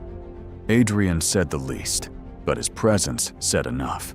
He had been the man on the floor. Now he was one of the reasons the truth was standing. Naomi was cleared fully. Her leave was ended. Her name was restored. But restoration, for someone who has been publicly humiliated, is not simply a letter saying the matter is closed. A lie travels through people. It enters rooms before you do. It sits in the air, waiting to see whether you will defend yourself or shrink. Celeste understood that. So did Harlan. The Mariners' table held a staff meeting the following Monday before opening. This time, Naomi did not enter through the side door. She entered through the front. The same bell rang above her head, bright and careless, just as it had the day Adrian collapsed. But the room felt different now. The chairs were stacked on tables. The floor smelled of lemon cleaner. The staff stood near the counter, tense and quiet. Kendra was there too, though no longer behind the host stand. Her makeup was perfect, but her face had lost the confidence that once made people step aside. Harlan spoke first, not with the polished language of corporate apologies, but with the rough honesty of a man who had finally looked at what his neglect had cost. He told the staff that Naomi Reed had been wrongfully fired, falsely accused, and publicly mistreated for doing what every decent person in that room should have done. He confirmed that Kendra Blythe had been terminated for cause, and that evidence of theft, intimidation, falsification of records, and charity fraud had been turned over to the proper authorities. Kendra tried to hold herself stiff, as if posture could substitute for innocence. But there are moments when a person's own silence becomes a confession. She had spent years making others feel small under fluorescent lights. Now she stood under the same lights, while the room learned what she had done. The poetic justice was not loud, it was precise. Kendra had fired Naomi for feeding a hungry stranger, and now the theft that destroyed her reputation came from money meant to feed hungry strangers. She had accused Naomi of stealing from a register, and the register logs exposed her. She had used employees' fear to create false statements, and those same employees became the witnesses who helped undo her. She had sent Naomi through the side door in shame, and Naomi returned through the front, while Kendra left, escorted by the owner she had deceived. No one applauded. It was better that way. Applause might have made it feel like a performance. This was not a performance. It was accountability. Kendra's downfall did not end at the sidewalk. Investigators later found that the stolen voucher funds were larger than anyone first believed. Several small churches had paid the Mariners' table in advance to provide hot meals during storms, believing their donations had reached people who needed them. Some had not. A veterans group had sponsored meal cards that were quietly canceled in the system. A neighborhood relief fund had been billed for plates never served. Kendra had not merely stolen cash. She had stolen trust from people who gave what little they had to help others. The charges that followed did not make Naomi happy. She was not the kind of person who found joy in someone else's ruin. But she did feel something steadier than happiness. She felt the weight of a foot lifting from her neck. She felt the world, for once, refusing to ask the wounded person to be the only one who pays. Kendra tried to find another management job, but Charleston is smaller than Pride imagines. People talk. Records travel. References matter. The same polished confidence that once opened doors now raised questions she could not answer. For the first time in years, Kendra had to live without the protection of a title, and without people beneath her to blame. Naomi returned to the Lantern Harbor Foundation the next day, not as a woman rescued by luck, but as someone beginning the work she had been preparing for her whole life without knowing it. Harbor Hand started small. At first, it was only a list of 5 restaurants willing to keep emergency meal cards behind the counter. The cards were simple, with no public label that could embarrass the person using them. A church, a shelter nurse, a bus driver, or a school counselor could request one. The meal would be served without questions, without a speech, without making hunger prove itself worthy. Naomi insisted on that. Hunger had already humiliated people enough. She built the program from memory as much as training. She remembered the mother counting coins under the table. She remembered the veteran turned away over a missing voucher. She remembered Adrian's hand trembling on a cold tile floor while strangers measured whether he deserved to be touched. She remembered all the people she had served at the Mariners' table who were one bad week away from becoming invisible. Her first major policy was called the warm seat rule. Any participating restaurant that accepted foundation funds had to agree that a person in crisis could sit inside safely while waiting for help, even if they could not order immediately. No one would be forced back into rain because discomfort was bad for business. No one would be treated like a threat for needing warmth. Some restaurant owners resisted. They worried about image, customer complaints, and liability. Naomi listened. Then she told them, calmly and without accusation, that a business afraid of being seen helping hungry people was not actually afraid of liability. It was afraid of being reminded what community means. A surprising number signed after that. The Mariners' table became one of the first official partners. Harlan Cho did more than sign. He changed the restaurant. He installed transparent accounting for every donated meal. He created a staff emergency fund. He hired an outside manager with nonprofit experience. He raised wages modestly but meaningfully, because guilt without structural change is only emotion wearing a better suit. He also placed a small brass plaque near the entrance, not with Naomi's face or a dramatic version of the story, but with a simple line that said every person who entered hungry deserved to leave treated as human. Naomi did not ask for the plaque. At first, she did not even like it. She worried it made her one act of kindness seem exceptional when she believed it should have been ordinary. But Celeste told her that reminders were necessary because decency often disappears not from one grand act of evil, but from 100 small permissions to look away. Adrian slowly returned to himself, though not to the man he had been before tragedy. Some losses do not give back the original version of a person. They make something quieter, deeper, sometimes more compassionate, sometimes more fragile. He began volunteering with Harbor Hands, first behind the scenes, reviewing supply lists and helping design intake forms that did not shame people. Later, he trained with peer support counselors to work with people in grief, addiction recovery, and housing instability. He did not pretend his family name had saved him. In fact, he understood more clearly than anyone that it almost had not. Money had searched for him, but a waitress with $38 had reached him first. That truth changed him. His relationship with Celeste healed slowly. Mother and son had spent years separated by grief, guilt, and all the words each feared would injure the other. Naomi never intruded on that healing. She only noticed, over months, that Adrian stopped standing near exits during meetings. Celeste stopped looking at him as if he might vanish if she blinked.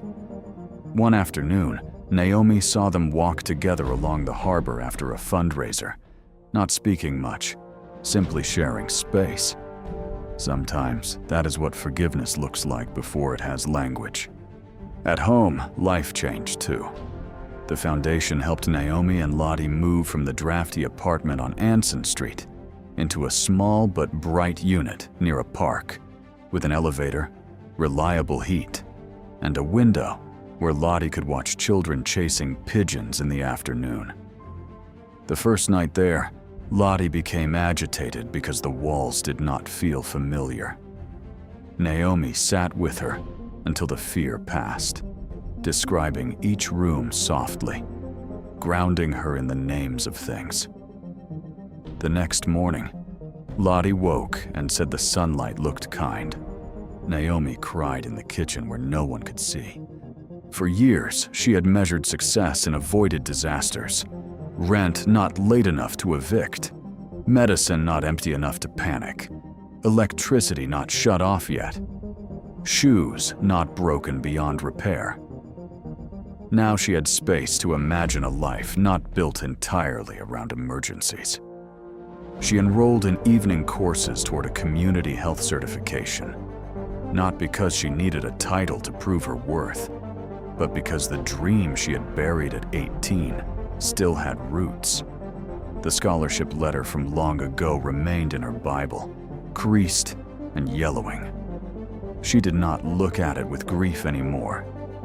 She looked at it like evidence that the girl she had been was still somewhere inside the woman she had become, not lost, only waiting. Months passed, and Harbor Hands grew. What began with 5 restaurants became 15, then 28. A mobile meal van joined the program after hurricane season, exposed neighborhoods where older residents could not reach distribution sites. School counselors started calling when students came to class, hungry after weekends. Hospital social workers requested meal cards for discharged patients who had nowhere stable to go. Bus drivers carried small information cards because they were often the first to see who was sleeping where the city pretended not to look. Naomi worked harder than she ever had at the diner, but the work no longer shrank her. There is a difference between exhaustion that empties you and exhaustion that has meaning. She still had difficult days. She still dealt with budgets, skeptical donors, broken supply chains, and people who assumed compassion could be scheduled neatly between office hours. But she also saw men who had been ignored sit down to hot stew without being watched like criminals. She saw mothers receive grocery boxes before shame could force them to choose between pride and dinner.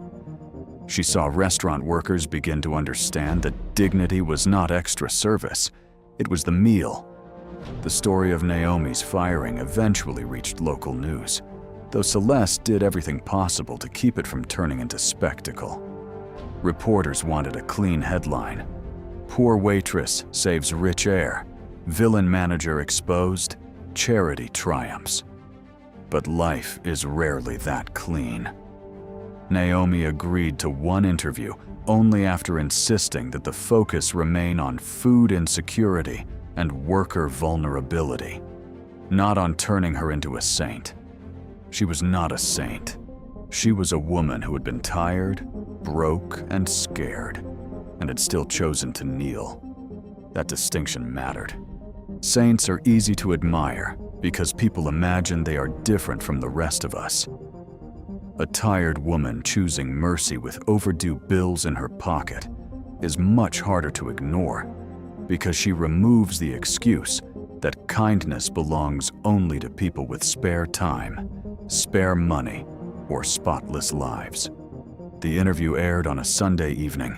Naomi watched it with Lottie, who understood pieces of it. At one point, Lottie touched the screen when Naomi appeared, then looked at the real Naomi sitting beside her and smiled with sudden recognition. For one clear moment, the fog lifted enough for pride to pass through. Lottie remembered Naomi's mother then. She remembered the hospital. She remembered the little girl who used to line up dolls and pretend to check their temperatures.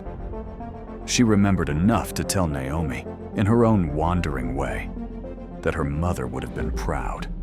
Naomi held that sentence for days. But the most important moment in Naomi's new life did not happen on television. It happened almost 1 year after the firing, on another rainy Tuesday afternoon, at the reopened Mariners table. The restaurant was hosting the launch of an expanded Harbor Hands partnership. There were donors, city officials, restaurant workers, shelter coordinators, and a few regular customers who remembered the old days with uncomfortable clarity. The event could have become polished and empty, the kind of gathering where people discuss hunger over catered trays. Naomi refused to let that happen. Instead of speeches first, she asked everyone to sit for a meal served family style.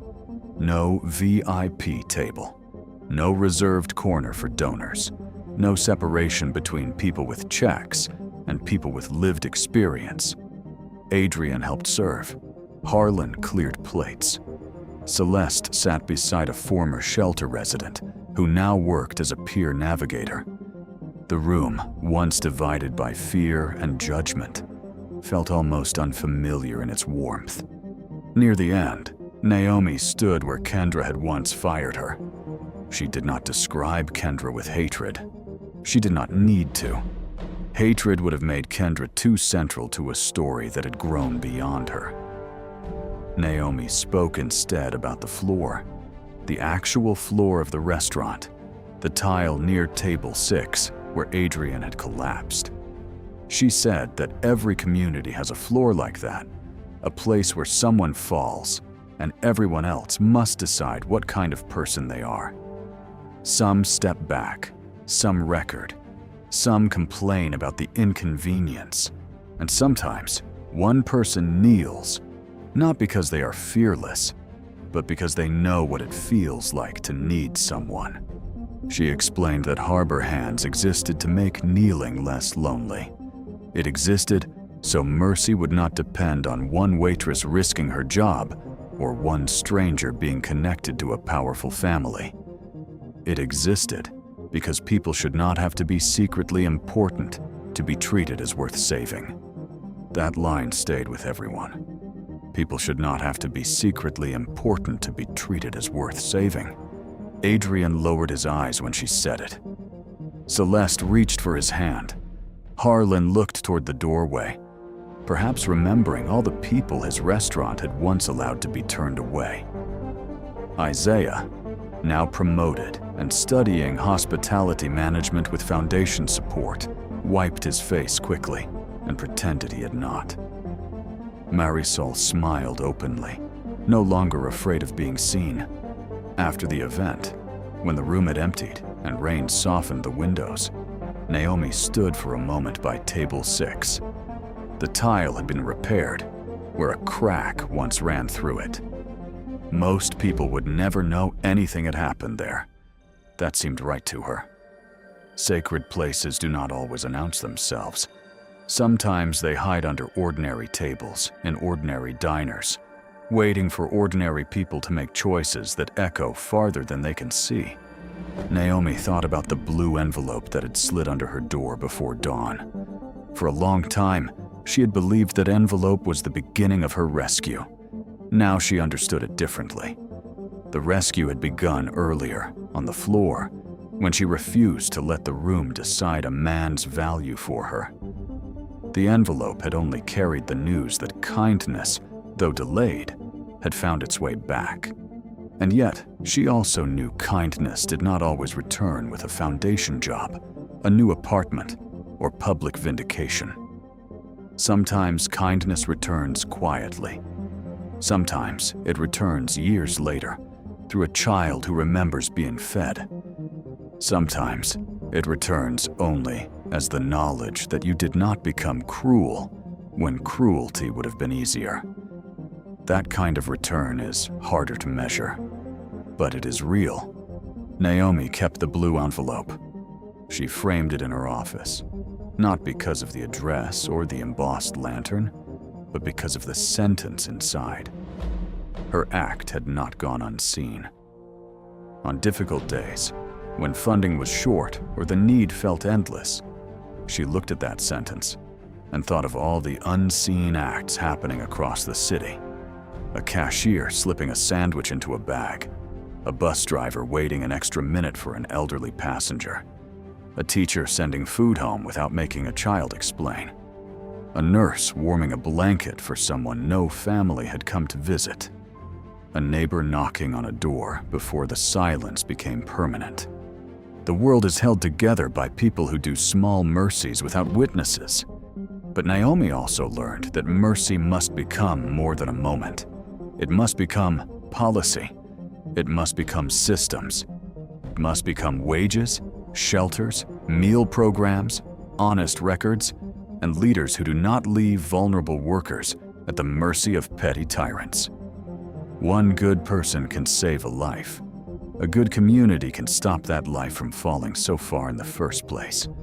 Years later, when people asked Naomi why she helped Adrian that day, they expected a dramatic answer. They expected her to say she sensed he was important, or that fate whispered to her, or that she had some grand vision of what would follow. She always disappointed them gently.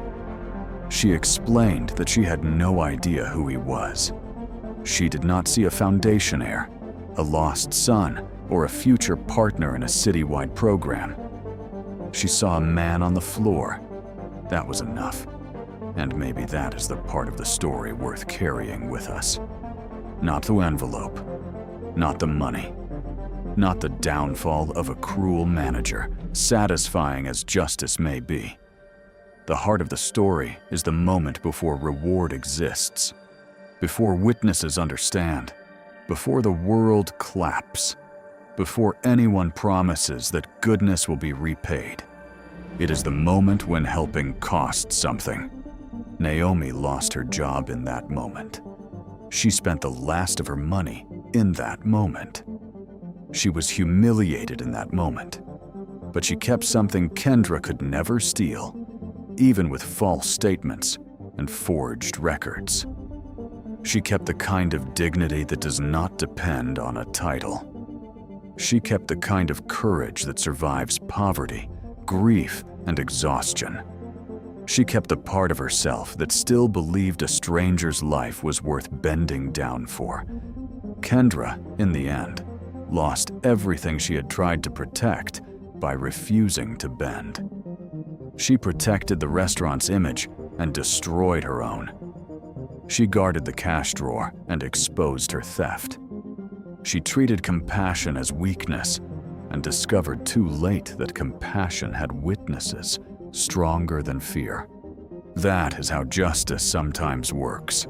Not always quickly, not always loudly, but with a patience that follows every hidden thing to its door. So the next time you see someone fall, maybe not on a restaurant floor, maybe not in a way anyone else can see, remember Naomi Reed. Remember the room that stepped back. Remember the woman who knelt.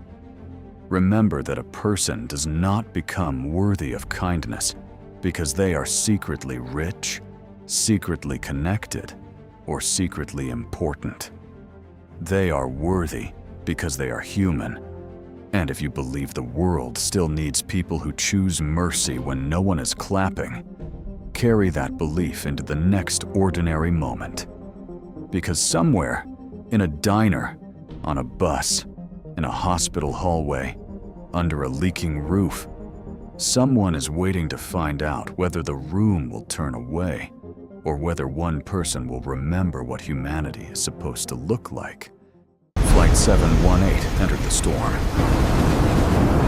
Captain's down! I need help! Lightning tore across the cabin. Everyone stay seated. Then the captain collapsed. Captain, stay with me! All 186 lives held still. Can anyone here fly this aircraft? From seat 34B, Maya stood.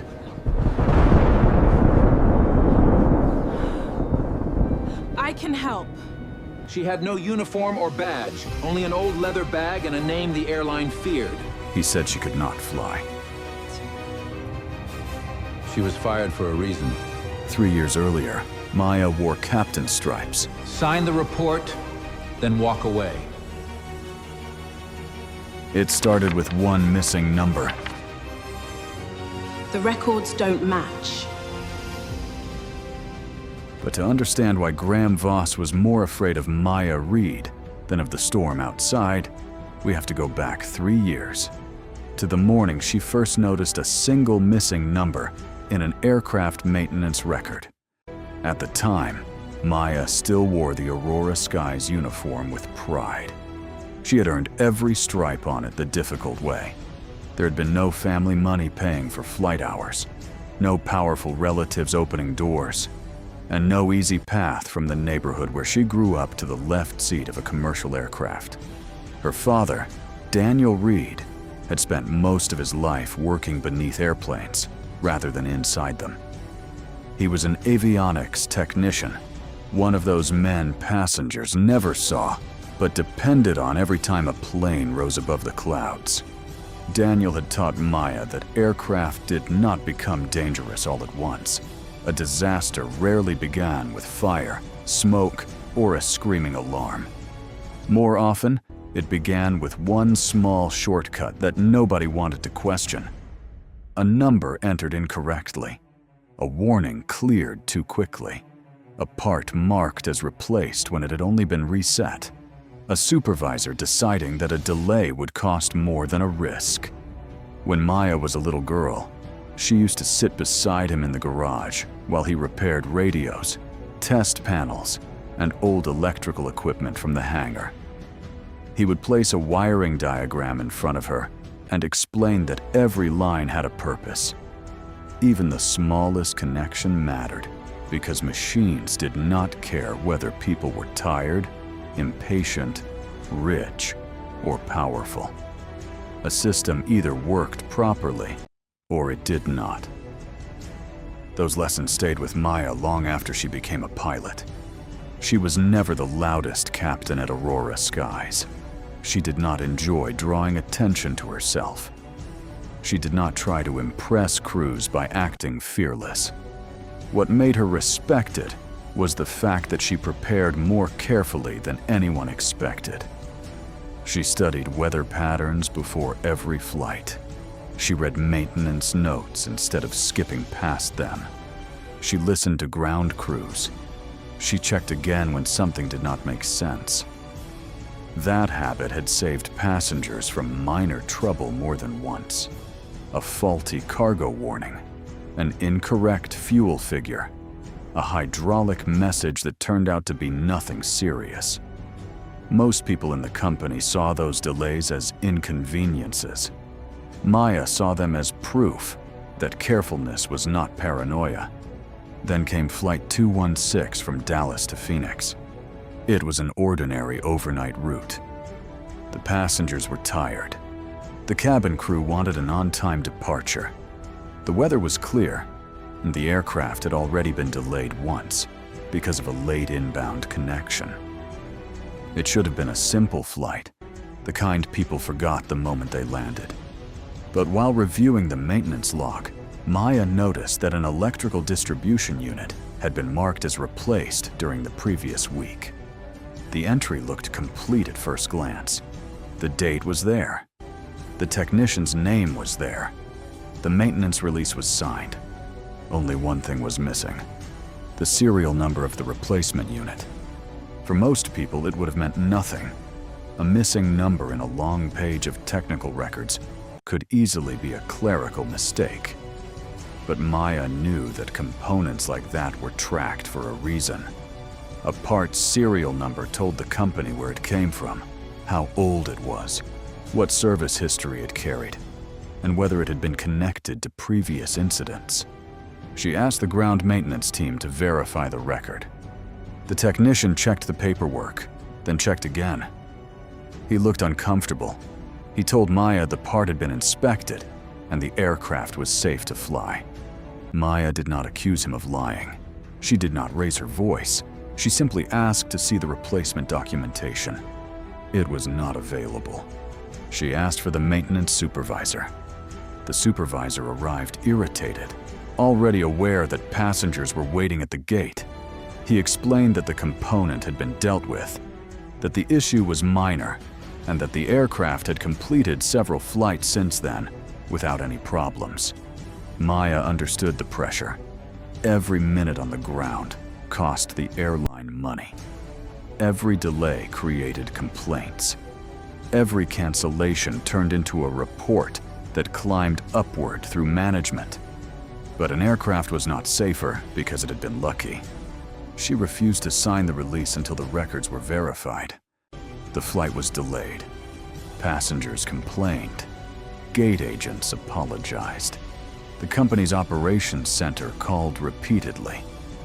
By the time the documents finally arrived, the problem had been explained away as a simple database error. The part had supposedly been replaced correctly, and the missing number had supposedly been omitted during a system transfer. Maya allowed the flight to continue only after the aircraft passed a more detailed inspection. It landed safely in Phoenix. But Maya could not forget the feeling she had when she looked at that incomplete record. Over the next several months, she started noticing similar inconsistencies across Aurora Skies' older fleet. A repeated electrical warning that disappeared after a reset. A maintenance sign-off completed at a time when the technician had been assigned to another airport. Components marked as replaced without a matching inventory transfer. Aircraft that seemed to suffer the same minor problems again and again, but never long enough to trigger a formal grounding. At first, Maya believed the airline had a paperwork problem. Then she began to suspect that it had a safety problem. The more she looked, the more patterns appeared. The aircraft involved were not random. Many belonged to the same group of older planes that had been modified during a cost-cutting program. Several had used components supplied by a contractor called Horizon Avionics Solutions. The company had been praised publicly for helping Aurora Skies reduce maintenance expenses and improve turnaround time. But Daniel Reed had once warned Maya about companies that made their profits by promising that expensive problems could disappear cheaply.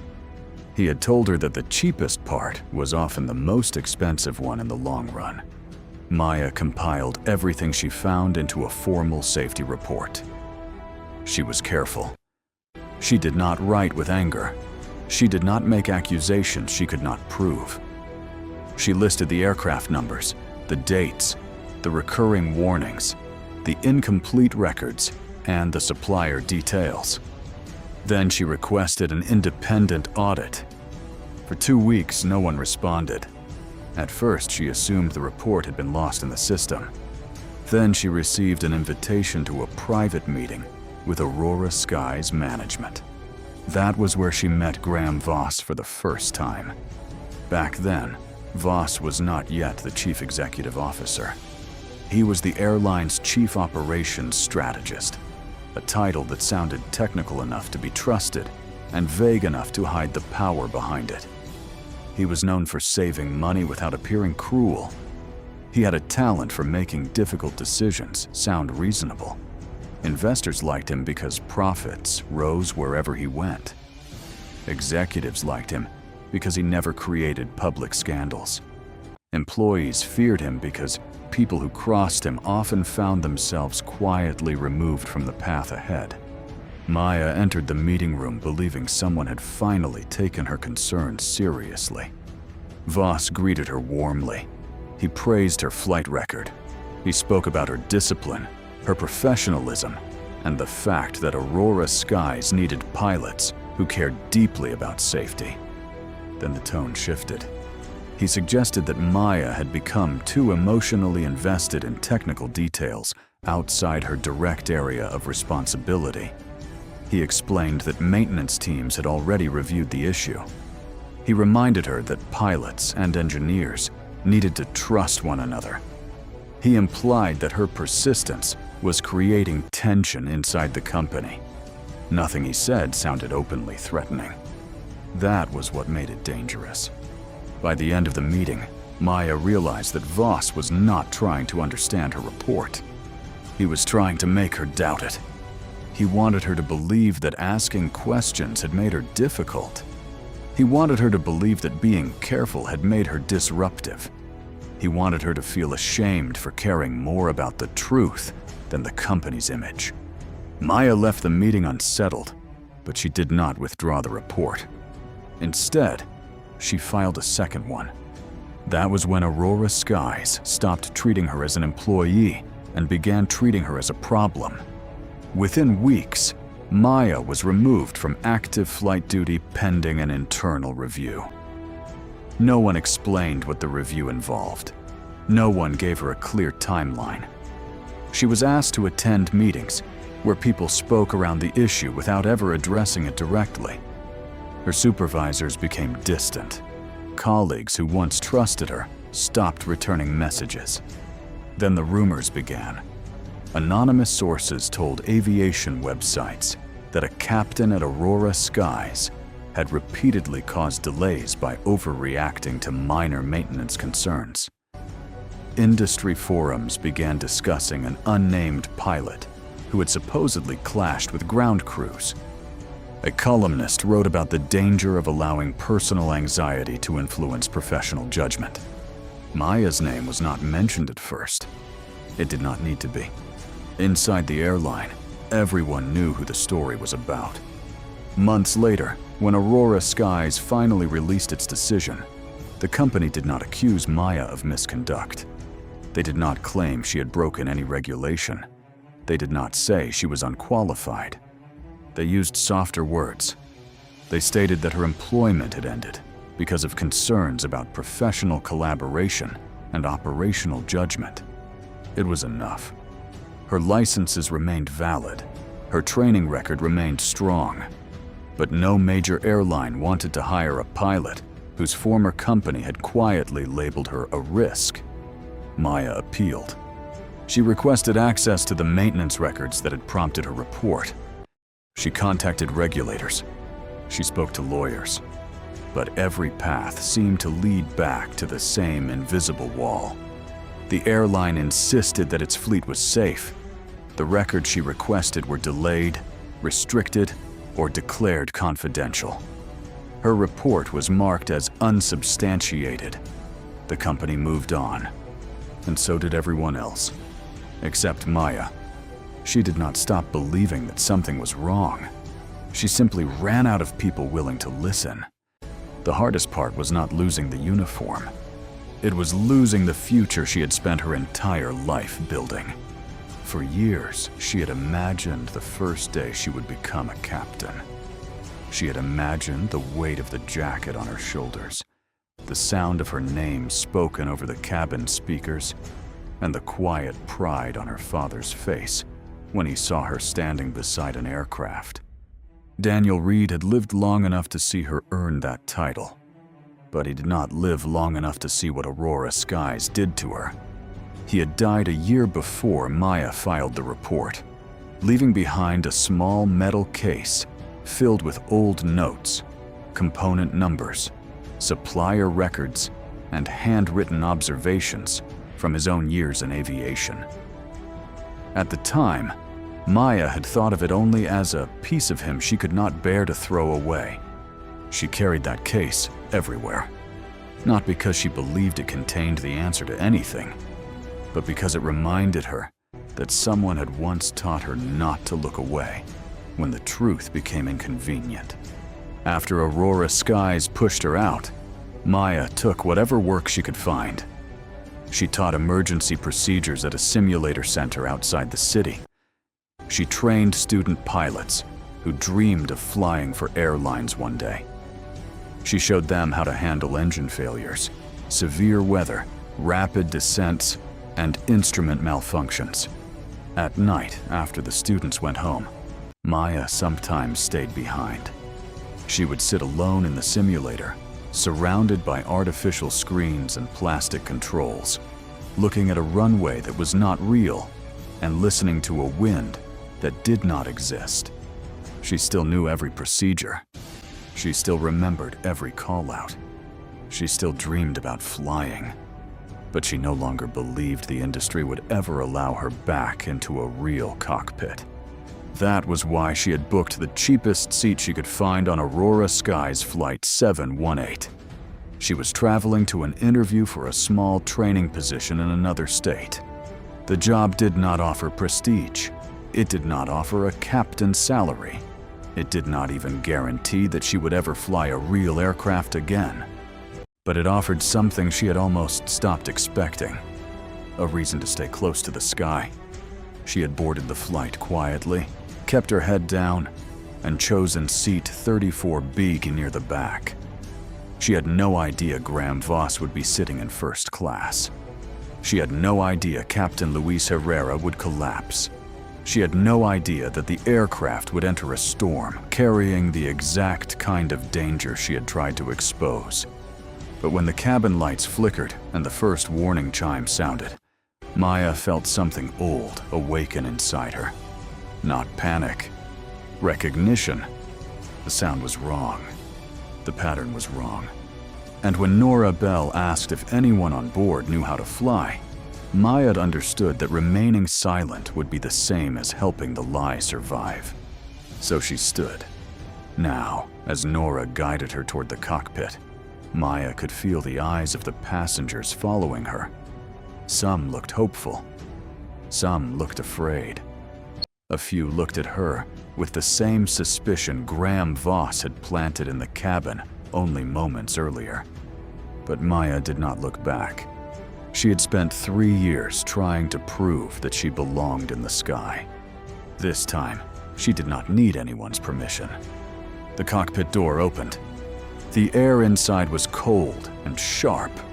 Rain hammered against the windshield. Captain Herrera lay unconscious in the left seat, while 2 passengers with medical training worked beside him. Evan Cole, the first officer, was gripping the controls with both hands, trying to manage the aircraft, the weather, the warning systems, and his own fear all at once. Maya stepped forward. Then she looked at the maintenance display. For 1 second, everything inside her went still. The aircraft registration number glowing on the screen was one she knew. It belonged to one of the exact planes listed in the report Aurora Skies had buried 3 years earlier. And suddenly, Maya understood that the storm was not the only thing trying to bring Flight 718 down. The moment the cockpit door closed behind Maya Reed, the storm stopped being something she could watch from a passenger window. It became a living force that pressed against every surface around her. Rain struck the windshield in violent sheets. Lightning turned the cockpit white for half a second at a time. Warning tones rose and disappeared beneath the growl of the engines, while the aircraft shuddered through air that no longer felt stable.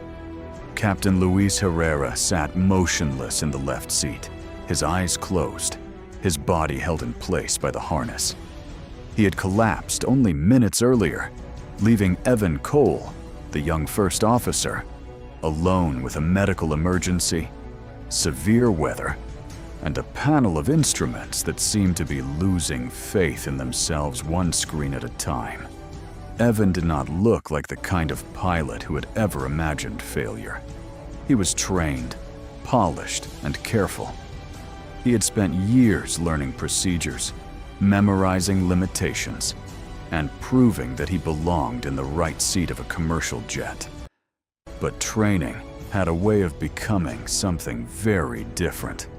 When the cockpit was dark, the captain was unconscious, and 186 lives were sitting behind a locked door. Maya understood that fear. She had known it long before Aurora Skies had taken her uniform, her cockpit, and the career she had once believed would define her life. Fear was not always loud.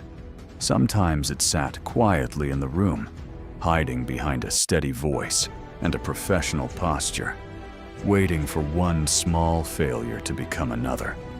She did not begin by trying to take control of everything. That would have been useless. Evan was still flying the aircraft. The engines were still running. The airplane still had a path through the storm, even if that path was narrowing by the second. What Evan needed was not someone to make him feel smaller. He needed someone who could separate the emergency into pieces small enough to survive. Maya told him to stay with the essentials: airspeed, altitude, direction. Nothing else mattered until those things were secure. The rest of the cockpit could flash, chime, and threaten all it wanted. Panic would come from trying to solve every problem at once. Survival would come from handling the next problem first. For a few seconds, Evan's breathing slowed. His hands remained tight around the controls, but they stopped moving with the helpless urgency of someone searching for a miracle. Maya watched him settle into the rhythm of the work. He was still frightened. He was still young, but he was listening. Outside the cockpit, Nora Bell moved through the cabin with the kind of calm that could only come from someone who understood how much people needed to borrow courage from another person. She did not promise the passengers that everything would be fine. Promises were dangerous at 37,000 feet. Instead, she gave them instructions, routines, and the steady presence of someone who refused to let fear become contagious. Most of the passengers did not know exactly what had happened. They only knew that the captain had stopped speaking. The lights had flickered, and the storm outside looked less like weather and more like a wall. Some held hands with strangers. Some stared at the ceiling as if the aircraft might answer their questions. Some prayed in silence. And in first class, Graham Voss sat surrounded by comfort that suddenly meant nothing. Voss had spent his life believing that every crisis could be controlled by the right person in the right room. He knew how to make nervous investors feel confident. He knew how to turn bad press into reassuring language. He knew how to bury a problem beneath legal statements and polished smiles. But the cockpit of Flight 718 was not a boardroom. It did not care who owned the company, who had influence, or who could afford the best attorneys. The storm did not recognize titles. And for the first time in years, Graham Voss was trapped in a place where the woman he had tried to erase was more valuable than he was. Maya studied the flickering displays, while Evan followed the emergency procedures. A navigation screen went dark, returned, then began showing incomplete information. One electrical warning appeared and disappeared. Another followed. The failures were not dramatic enough to look like a total collapse, but they were too strange to ignore. They came in bursts, almost as if the aircraft were trying to tell them something and could not decide whether it had the strength to keep speaking. Then Maya saw the aircraft registration number on a small maintenance screen. For one moment, the storm disappeared from her mind. She knew that aircraft, not because she had flown it often, but because she had seen its records before. 3 years earlier, when she had still worn Aurora Sky's captain's stripes, she had found a missing number in a maintenance report tied to an electrical replacement. At the time, it had looked like a small inconsistency, a missing serial number, a skipped verification line, a document that seemed to have been cleaned too carefully. But Maya had learned from her father that the smallest missing detail could carry the largest warning. Daniel Reed had worked around aircraft systems for most of his life. He was not famous. He did not have a high-ranking office or a seat in executive meetings. He was simply the kind of technician who noticed what other people ignored. He noticed when parts were listed as new, but carried the wear of older units. He noticed when records were signed too quickly. He noticed when aircraft behaved differently after rain, after heavy electrical demand, or after long hours in difficult weather. He had never believed that danger announced itself loudly. Most danger, he used to say, began as something people found convenient to overlook. Maya had carried that lesson with her into every cockpit she had ever entered. And now, as she watched the displays flicker on Flight 718, She understood something that made her chest tighten. The storm had not created the problem. The storm had forced it into the open. She asked Nora to bring the worn leather bag from her seat in row 34B. Nora did not ask why. She had seen enough in Maya's face to understand that this was not a request made out of fear. It was a request made because Maya had found a thread, and she intended to follow it. While Nora made her way through the cabin, Evan reported the aircraft status to air traffic control. He declared the medical emergency. He reported the electrical failures. He requested priority handling. His voice was still strained, but it had changed. It no longer sounded like someone waiting to be rescued. It sounded like someone beginning to believe he might be able to help rescue others. Then Aurora Skies operations called the cockpit.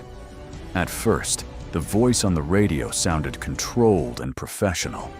The operations representative asked about the captain's condition, the instrument failures, and the aircraft's ability to continue. But then came a question that did not belong in an emergency call. They asked whether Maya Reed was in the cockpit. For a moment, the storm seemed quieter. Evan looked toward Maya. Nora, who had returned with the leather bag, stood near the cockpit door and understood immediately that the company had not learned Maya's name by accident. Graham Voss had already made his calls. He had already started trying to shape the story before the aircraft had even touched the ground. Maya had once been afraid of what her name could do to her. She had watched it become a warning whispered in airline offices.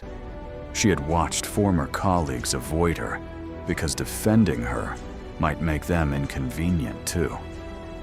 She had watched her career become a rumor that other people used to protect themselves. But the storm had stripped away every reason to be afraid. She told operations the truth. She was a former Aurora Skies captain with experience on that aircraft type. She was assisting the first officer during an active medical emergency.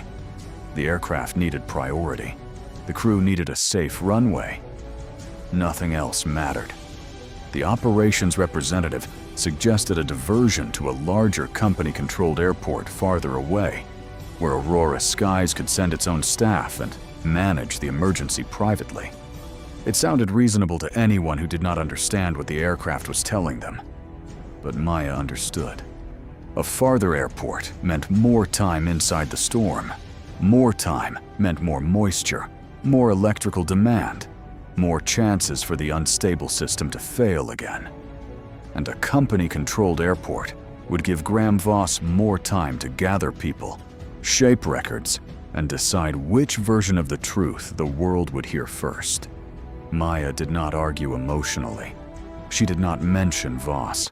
She did not make accusations over an open radio frequency. She simply explained the facts to Evan, and Evan made the decision that mattered. Graybridge Field was closer. Graybridge Field had a runway long enough for the aircraft if the approach remained stable.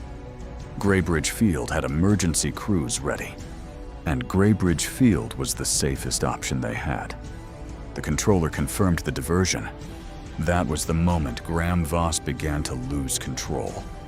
Behind the cockpit door, he could still make phone calls. He could still speak to company lawyers and senior executives. He could still try to convince himself that the situation could be contained. But every minute, Flight 718 moved toward Graybridge Field. The possibility of containment became smaller. If the aircraft landed safely, investigators would examine it. If investigators examined it, they would find the electrical components. If they found the components, they would find the maintenance records. And if they found the records, they might discover why Maya Reed had been forced out 3 years earlier. Nora returned to the cabin after bringing Maya's bag forward. She moved from row to row with a steadiness that kept the passengers from seeing how serious the situation had become. A young mother held her daughter close. An elderly man kept his eyes shut. and whispered words only he could hear. A boy with a small toy airplane no longer asked his mother whether they would be all right. He simply gripped the toy in both hands and stared at the darkness beyond the window. Near the front of the cabin, one passenger stood despite the seatbelt sign and demanded answers. He wanted to know why the captain was not speaking. He wanted to know why a woman with a controversial past had been allowed into the cockpit. He spoke loudly because fear often tries to disguise itself as anger. Nora did not give him the story he wanted. She told him that the crew was handling an emergency and that everyone on board needed to remain seated. When he continued to protest, the aircraft dropped hard through a pocket of turbulence. His balance disappeared before his argument did. He grabbed the top of a seat and realized in one sudden and humiliating instant that there were no important passengers on that airplane. There were only people who needed the crew to bring them home. He sat down. In the cockpit, Maya opened the old metal case from her bag. Inside were the notes her father had kept for years. Some were stained from workshops and rain. Some were folded at the corners. Some carried diagrams that only someone trained to recognize patterns would understand. Daniel Reed had never expected those pages to become evidence. He had written them because he believed that knowledge had a duty. If something dangerous was happening, someone had to leave a record of it. Maya found the page she was looking for. It described a family of electrical units that could behave unpredictably under extreme moisture and fluctuating demand. The failures could begin quietly. A display could reset. A warning could blink and disappear. A circuit could recover just long enough for someone to decide there was no real problem.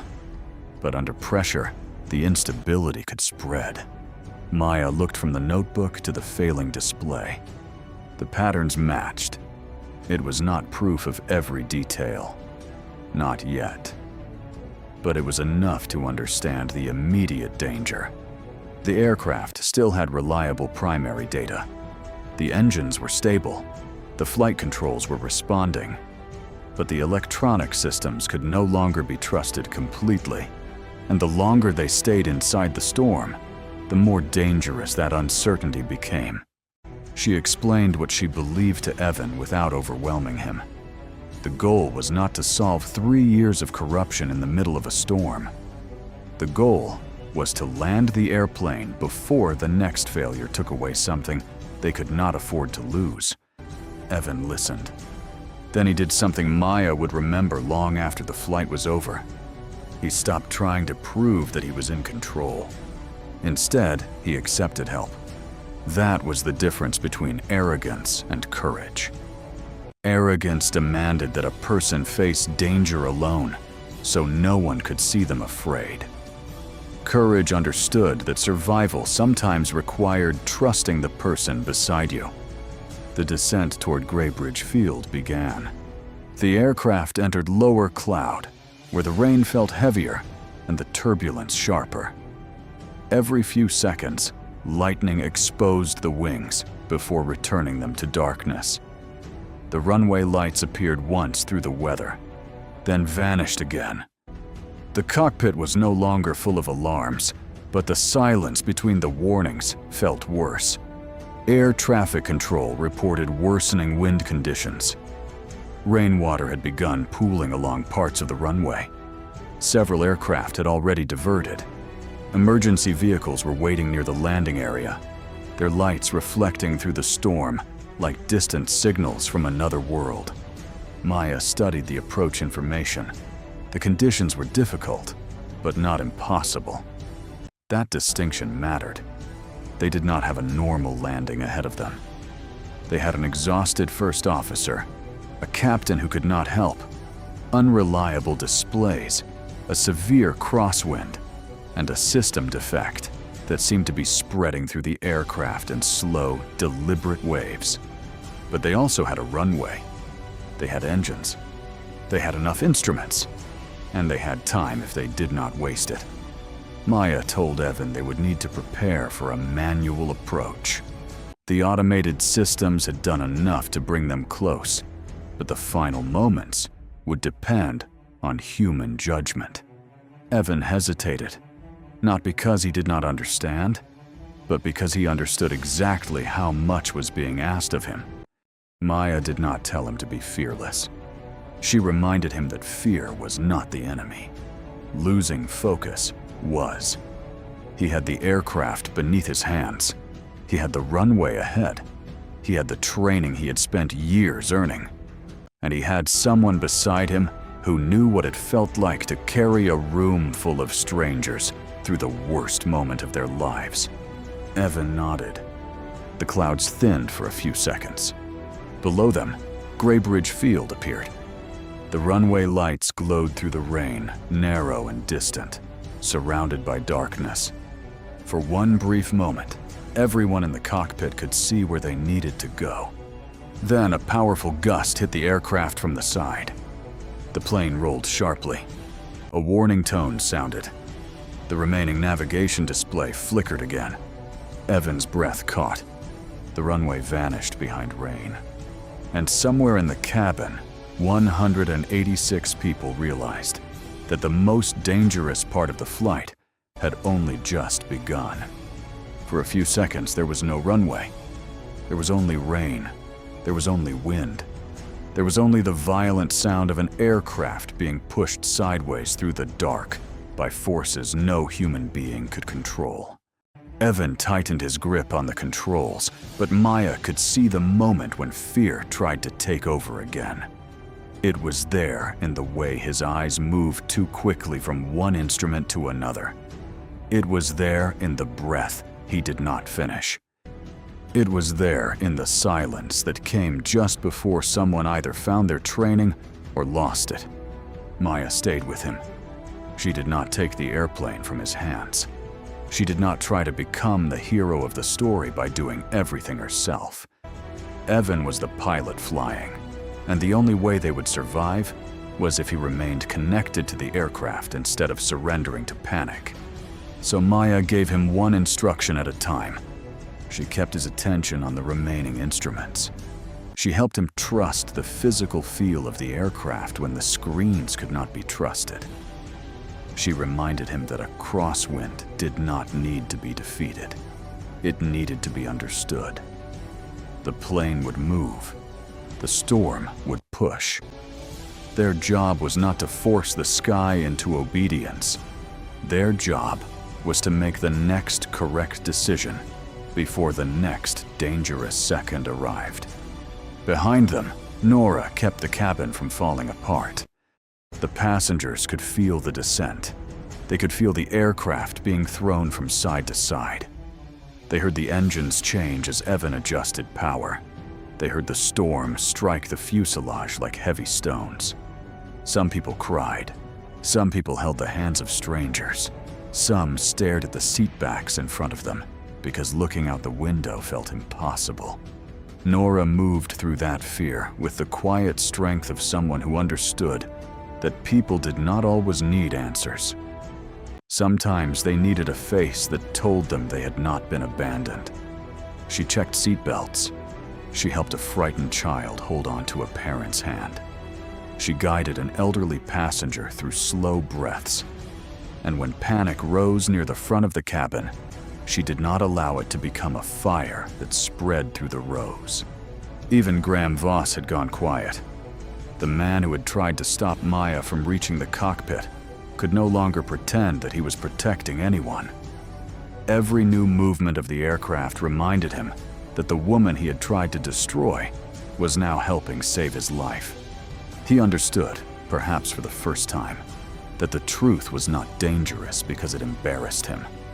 The truth was dangerous because it had consequences. The runway lights appeared again. This time, they did not vanish immediately. They were still distant, still blurred by rain, still narrow enough to make the approach feel unforgiving. But they were there. Evan saw them. Maya saw them. And in that moment, the cockpit changed. Not because the danger had passed, but because uncertainty had become a direction. The aircraft continued downward. Wind struck again, harder than before. The nose shifted. The wings dipped. The wet runway moved across the windshield, then disappeared at the edge of Maya's vision. Evan corrected too sharply at first, then steadied himself when Maya reminded him to make smaller movements. The storm wanted panic. It wanted a desperate reaction. But Maya had learned long ago that the most dangerous mistakes were usually born from trying to fix everything too fast. The plane crossed the threshold. For one endless second, it seemed as though the runway would remain just out of reach. Then the wheels touched down. The landing was hard. The aircraft hit the wet pavement with enough force to throw the cabin forward against its seatbelts. Water erupted from beneath the tires. Reverse thrust filled the night with a roar. The runway lights streaked past the windows as Evan held the aircraft straight through the wind. No one cheered immediately. The people in the cabin were too afraid to trust what they had felt. They waited. They waited for the engines to quiet. They waited for the violent shaking to stop.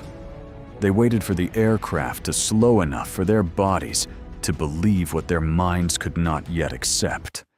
Then Flight 718 came to a stop. For several seconds, there was only rain tapping against the fuselage and the broken sound of people trying to breathe again. Then someone began to cry. Someone else began to clap. The applause spread slowly. Not as celebration at first, but as release. People held one another. Parents pressed their faces into their children's hair. Strangers, who had never spoken before, reached across the aisle and touched each other's hands.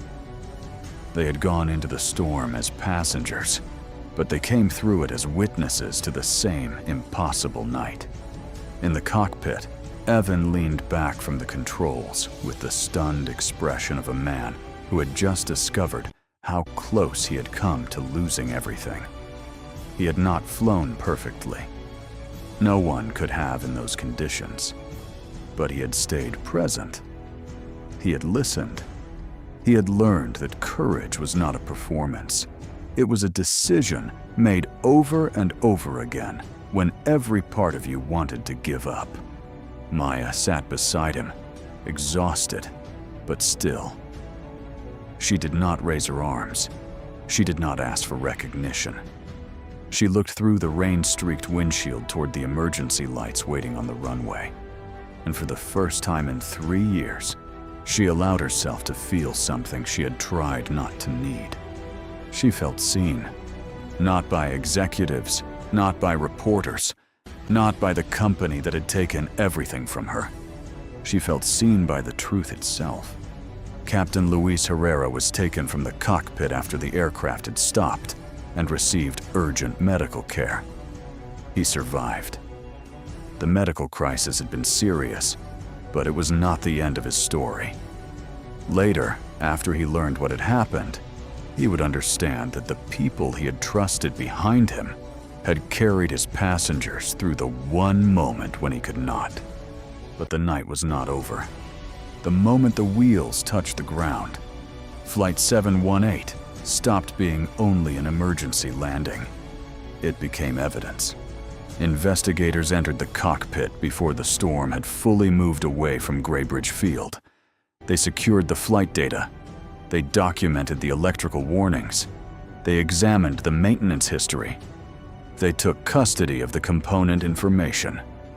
And when Maya placed her father's metal case on the table in the airport interview room, the old notes that had once seemed like the private worry of an ignored technician became part of a much larger question.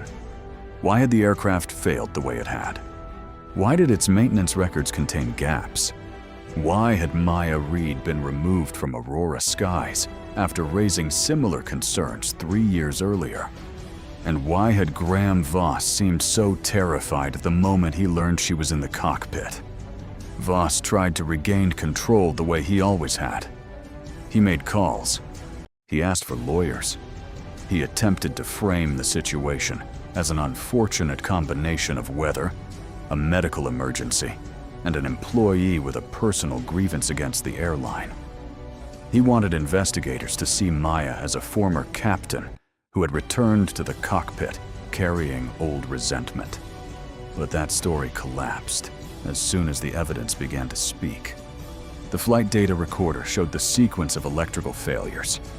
The maintenance records revealed repeated component changes that did not match the parts supposedly installed. The missing number Maya had noticed years earlier turned out not to be a harmless clerical error. It had broken the chain of identification for a series of units that should never have returned to active aircraft service. Components had been listed as new when they had been rebuilt, relabeled, and moved through a supplier called Horizon Avionics Solutions. At first, Horizon appeared to be only another vendor in a complicated aviation supply chain. Then investigators followed the money.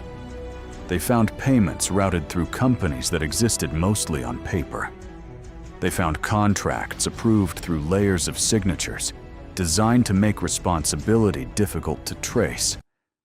They found maintenance supervisors who had been pressured to sign forms they did not fully understand. They found workers who had been told that raising questions would cost them their jobs. And eventually, they found the financial links that connected Horizon Avionics Solutions to a network of shell companies controlled by people loyal to Graham Voss.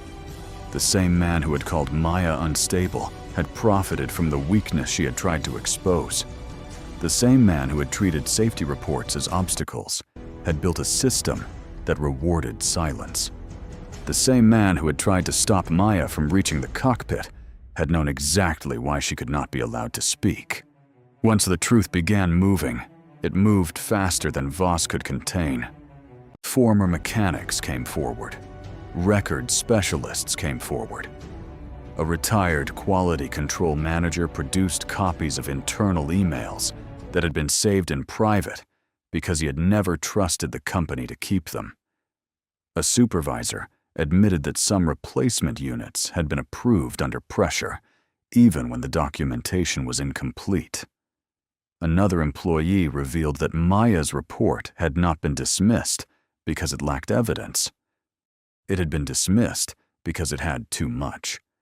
And every new witness made the old story harder to believe. Maya was called to testify before an aviation oversight panel weeks later. She arrived wearing no captain's uniform. She did not need one. The uniform had never been the source of her authority. Her authority came from the fact that she had seen danger, spoken about it, and refused to become silent when silence was easier. She did not turn the hearing into revenge. She did not raise her voice. She explained what she had found 3 years earlier. She explained why the missing number mattered. She explained how maintenance records were supposed to protect passengers, not protect executives. She explained that safety was not a slogan painted on a corporate wall. It was a series of decisions made by ordinary people who either chose to tell the truth or chose to look away. Then she opened her father's metal case. Inside were the notes Daniel Reed had written before anyone believed they would matter. He had spent his life trying to make aircraft safer. He had never asked for a title. He had never asked to be remembered. He had only believed that someone had to leave a record when something did not feel right. For years, that record had been ignored. Now it sat before the people who had the power to act. Graham Voss watched from across the hearing room as the story he had spent years controlling came apart piece by piece. The reports he had buried returned as evidence. The maintenance signatures he had trusted became questions. The missing number he had believed no one would notice became the thread that pulled the entire deception apart. His downfall was not dramatic because he shouted or confessed in front of cameras. It was dramatic because he had built his power on the belief that no one would ever make him answer for what he had done. And now, one by one, people were asking. The board removed him from his position. Federal investigators opened criminal cases connected to fraud, falsified maintenance records, and the financial network behind Horizon Avionics Solutions. Months later, Graham Voss was taken into custody, while the same news cameras he had once tried to manage waited outside. There was a certain justice in the way it happened. Voss had spent years using paperwork to hide danger. In the end, paperwork exposed him. He had silenced people by making them feel small. In the end, the people he had ignored became the witnesses who brought him down. He had treated Maya Reed's name like a problem to be erased. In the end, her name became impossible to separate from the truth. Aurora Skies offered Maya an apology. It came with compensation, public statements, and an invitation to return. They offered her a senior position. They offered to restore the career they had helped destroy. They spoke about rebuilding trust and creating a safer culture. For many people, that offer would have seemed like victory. But Maya understood something they did not. Some doors were not meant to be reopened. She accepted the apology because acknowledgement mattered. She accepted the compensation because justice did not require her to pretend that harm had never been done. But she did not return to Aurora Skies. Instead, Maya used part of what she received to build something that did not depend on anyone powerful deciding who deserved to be heard. She created the Daniel Reed Aviation Fellowship. It began in a modest simulator training center near a small airport, where young people from neighborhoods that had never seen aviation as an option could learn about aircraft systems, emergency procedures, maintenance ethics, and the responsibility that came with stepping into a cockpit. Maya did not teach them that pilots were heroes. She taught them that pilots were human. She taught them that fear was normal, but silence could be dangerous. She taught them that a checklist was not just a list of tasks. It was a promise to everyone who trusted you with their life. She taught them that when something felt wrong, they had the right to ask questions. And perhaps most importantly, she taught them that no title, no paycheck, and no powerful person was worth more than the truth. Evan Cole visited the center months after Flight 718. The storm had changed him too. He had returned to flying after additional training, but he no longer confused confidence with control. He understood that asking for help had not made him weak. It had helped save 186 people. Nora Bell came too. She stood quietly near the simulator room and watched Maya guide a nervous student through an emergency procedure. Nora had seen Maya at her lowest point, standing in a cabin aisle while a powerful man tried to stop her from doing the right thing. Now she saw what had come from that moment. Not revenge, not bitterness, purpose. Captain Luis Herrera eventually recovered and wrote Maya a letter. He did not write it as an airline captain to a former captain. He wrote it as one human being to another. He thanked her for protecting the passengers he had been unable to protect himself. He thanked her for believing in Evan when Evan had begun to doubt himself. And he thanked her for proving that a person's worth could not be decided by the people who had once tried to take everything from them. Years later, passengers still remembered Flight 718. Some remembered the storm. Some remembered the hard landing. Some remembered the woman in the ordinary coat who stood up from seat 34B when everyone else was too frightened to move. But Maya remembered something else. She remembered her father's old notes. She remembered the missing number. She remembered the years when people told her that speaking up would only make things worse. And she remembered the truth that finally carried her through the storm. The sky had never judged her by her past. It had never cared whether she wore a captain's uniform, whether an executive approved of her, or whether a company tried to erase her name. The sky only asked one thing.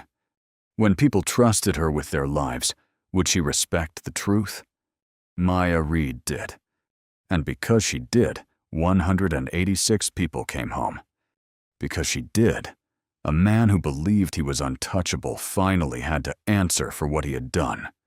And because she did, a new generation of future pilots, mechanics, and engineers learned that courage was not always loud. Sometimes courage was a missing number in a maintenance record. Sometimes it was an old notebook nobody wanted to read. Sometimes it was a woman standing up in seat 34B, even when the most powerful man on the plane wanted her to sit back down. The truth may take time. It may be ignored. It may be buried beneath fear, money, and silence.